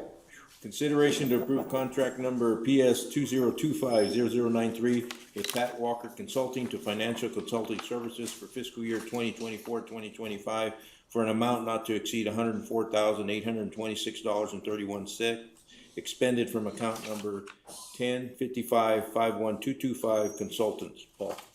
Mr. Mayor, members of the council, so this is a re-up of our contract with Pat Walker. The majority of Pat Walker's billings, though, it is Tina Allen, who is our budget manager and looks at every agenda and helps us with making sure that we have everything spending from the right account, everything like that. We also have Pat, who is there to look out for us and advocate for us, in any way that known, and anything that pops up from, the state. There was a letter that was sent out, Mayor, actually, you got that letter talking about our audits, and Pat got on the phone with them and, explained the state code to the lady. Anyway, I won't go into detail, but she knows her stuff, and she's good to have on your looking out for us. She's also still helping us with recruitments. We actually have some interviews going on Friday. She's sitting in on. So this contract covers Pat's assistance and expertise, and then Tina's in the trenches working with everyone here under this contract. And neither of them were available tonight, though. Pat's vacationing in Flagstaff, and Tina had a conflict with another committee she was on. Is this the same amount that we contracted with last year with them? On this one, I think, what do you remember? Yeah, there was a carryover actually from last year, about $4,000. So this one is the same. Now, the next one, I believe, is higher. It's higher, okay. Yeah. So this is money budgeted that we already had? Yes, This is both these have been budgeted. With that, Mayor, I'll make a motion to approve item 6D as read. Second. Motion to approve item 6D is read. Any further discussion? All those in favor say aye. Aye. Any opposed, nay. Any abstaining? Motion passed. Item 6E, consideration to approve contract number PS 20250094 with OSHA Consulting, providing financial and accounting service for fiscal year 24-25 for an amount not exceeding $136,800 expended from account number 1055-51225 consultants. Okay. Mr. Mayor, members of council, this is for our contract with Osich Consulting, Dennis Osich, and you met him. He is actually listening in. I told him he may not have to speak, but he's there if you have questions. And this is for he is our debit and credit person. He is one that does the general ledger, prepares for our audits, and is the person that is deep into where we are financially. We're talking. We're getting very close to bringing forward the 22 audit, and then once we get that started, we'll be bringing in the 23 audit. But there's much more than he does. He works with our finance department, answering emails all the time, and looking at the numbers. Shelley, you know the language better. What kind of stuff does Dennis do? He's doing all of our accounting work, our reconciliations, and making sure that we're coding things correctly and putting the journal entries in just to reconcile all of our accounts monthly. He's a gentleman that comes with Pat. Yes, but he has a separate contract. He's not operating under. Right. Dennis, can you hear us? Audit schedules, worksheets, reconciliations. Yeah. special Yeah. guidance. So, well, I'm sorry, Councilman Oh, Lee. it just says the deliverables in the contract, audit schedules and worksheets, reconciliations, specific professional guidance that may be requested. Yeah, Dennis, I think I butchered what you do for a living. So, I can summarize really briefly, and I won't take very much time. So when I came on, I helped Pat wrap up the preparation for the 2022 audit. Uh-oh.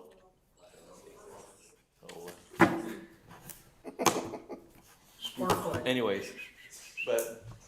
Oh, you lost me? You froze for a second, but you're back on live. Okay. So I'll try to be quick before I cut out again. But so the 2022, I helped wrap that up, prepare for the auditor's site. 2023, I am waiting for some 2022 audit adjustments from the auditors just to make sure we got some time to get everything in line. And then at the same time, I've also been working on 2024 on a sort of a daily basis as far as what Shelley mentioned, bank reconciliations, reviewing house coding, reconciling brands, and sort of keeping things sort of on track as we go through 2024 and into 2025. All right. Mr. Mayor, members of council, and again, we are in the process of finding the right people that will be long-term partners and employees in-house for the city of Globe Finance Department. But until we get to there, we're still using Dennis and we're still using Pat and Tina. And so it keeps us, in that glide slope to get to where we want to be. So, How much more is the contract this year? so Dennis, the contract is, the total not to exceed amount is higher this year than last. You want to address that?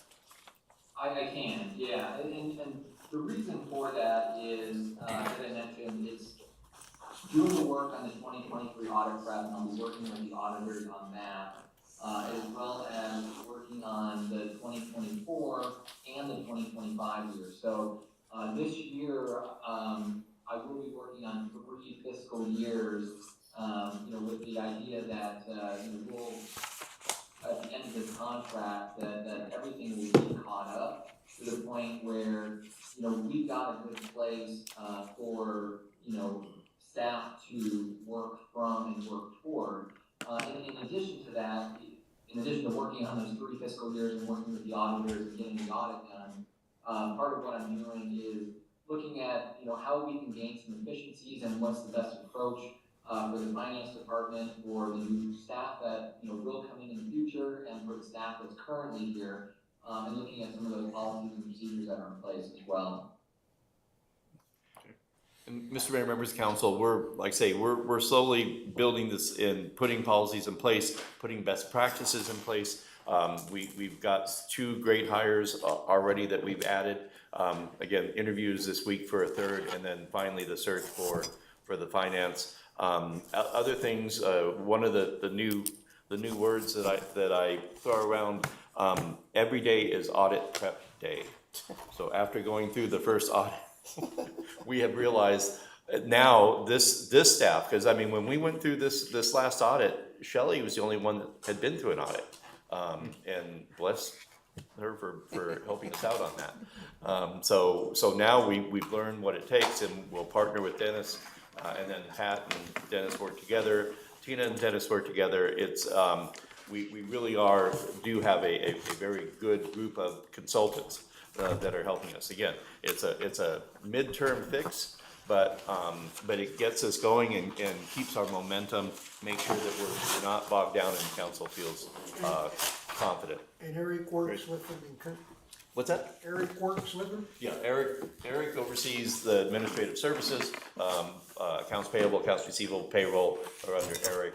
Eric does a lot, and Eric pretty much does anything other than debit and credit. Okay.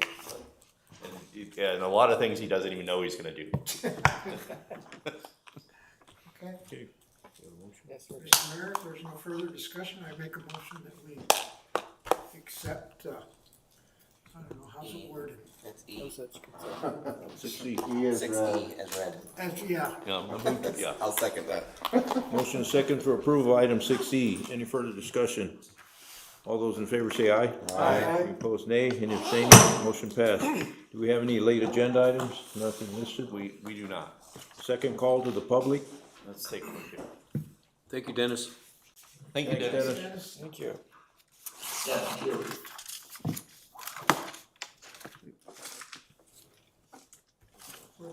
I'm looking at the second call to the public, just wanna see. I have none. You don't have any, Shelley? Nope, nothing on the internet. Scheduling the meetings. Just, Mr. Mayor, members of council, we are requesting, is that the cancellation? Yes. Yeah. We feel confident or comfortable that we can ask council to cancel the August 27th meeting due to the annual League of Cities. Now, I think we planned around this, that we won't need to have a special before or after that. That's why this meeting was so long. And good luck. And then we'll be returning on, September 10th will be the next meeting, okay? Okay. But just so you know, I've scheduled a vacation through the week of September the 2nd and the 10th, and so I will be on vacation, but I will be putting the assistant city manager as acting city manager, and she will be running the meeting for that cycle. Wow. Right Benefits. Oh, yeah, oh, yeah. Not Just- gonna wait just- at all, huh? You're a big baseball. Not gonna let this one slip through my hands. 2 weeks off. Boy, hit the ground running with the assistant, huh? Yeah. Dumped it on her. Yeah. Mr. Mayor, members of council, okay, so what else we got left? I'm sorry. Future agenda items? Like I say, we think we got pretty much everything. I do know that we're still working on the Arizona Water, IGA, and that is one thing that I want to talk about here, but we'll try to pull off a infrastructure council work group, sometime next week. And so that will help us get things ready so we can miss that meeting. Can you give us an update on the Silver King also in the next meeting? Yes, is it the 15th that they're supposed to? Yeah, and so we're supposed to hear on the 15th whether we have more hurdles or it's a good thing. These people, but there's money set aside to do this. They're trying to get the paperwork done because it's in the historic district. We hope to have a decision on the 15th of August. That would be great, yeah, to open up that entrance again. I was talking to the fire chief before the meeting today. Could we get a report on the wildland fire truck and how that's been doing since we bought it?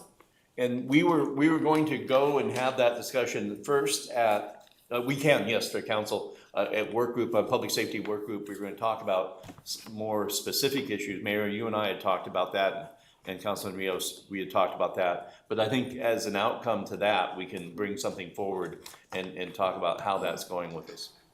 So can you add that too? Yeah, I know that, and he did tell me that they haven't done a lot of fires this session because of the manpower, but they did last year, and I don't think we ever got a report on Yeah, no, we can how that's working out. maybe do some comparisons too from last year, this year. Okay. If But, that's- go ahead, Mayor. And how about the bed tax contract? We are in the process. Linda, has that been, finalized from you on the bed tax contract? No, not yet. Okay. It can be done by September 10th. What's that? It can be complete by September 10th. Is that our new date? No, we have not set an. Yeah, so we're still setting, yeah, no, it's not going to, it's going to them. We took a breather from, the bed tax meeting. I think everybody understood why, but we're gonna reinitiate that, going and we will get that wrapped up, sent out, get the feedback, and then schedule another meeting. And then that's just with the new contract, but nothing is stalled with the old contract and payments. We're still moving forward. No, we're in this. still, everybody, we have the structure ready to continue to distribute the money, as we put together, so there's no penalty for this, delay. Okay. So. Okay. Motion to adjourn? Motion made. Second. Motion second to adjourn. All those in favor say aye. Aye. Meeting adjourned.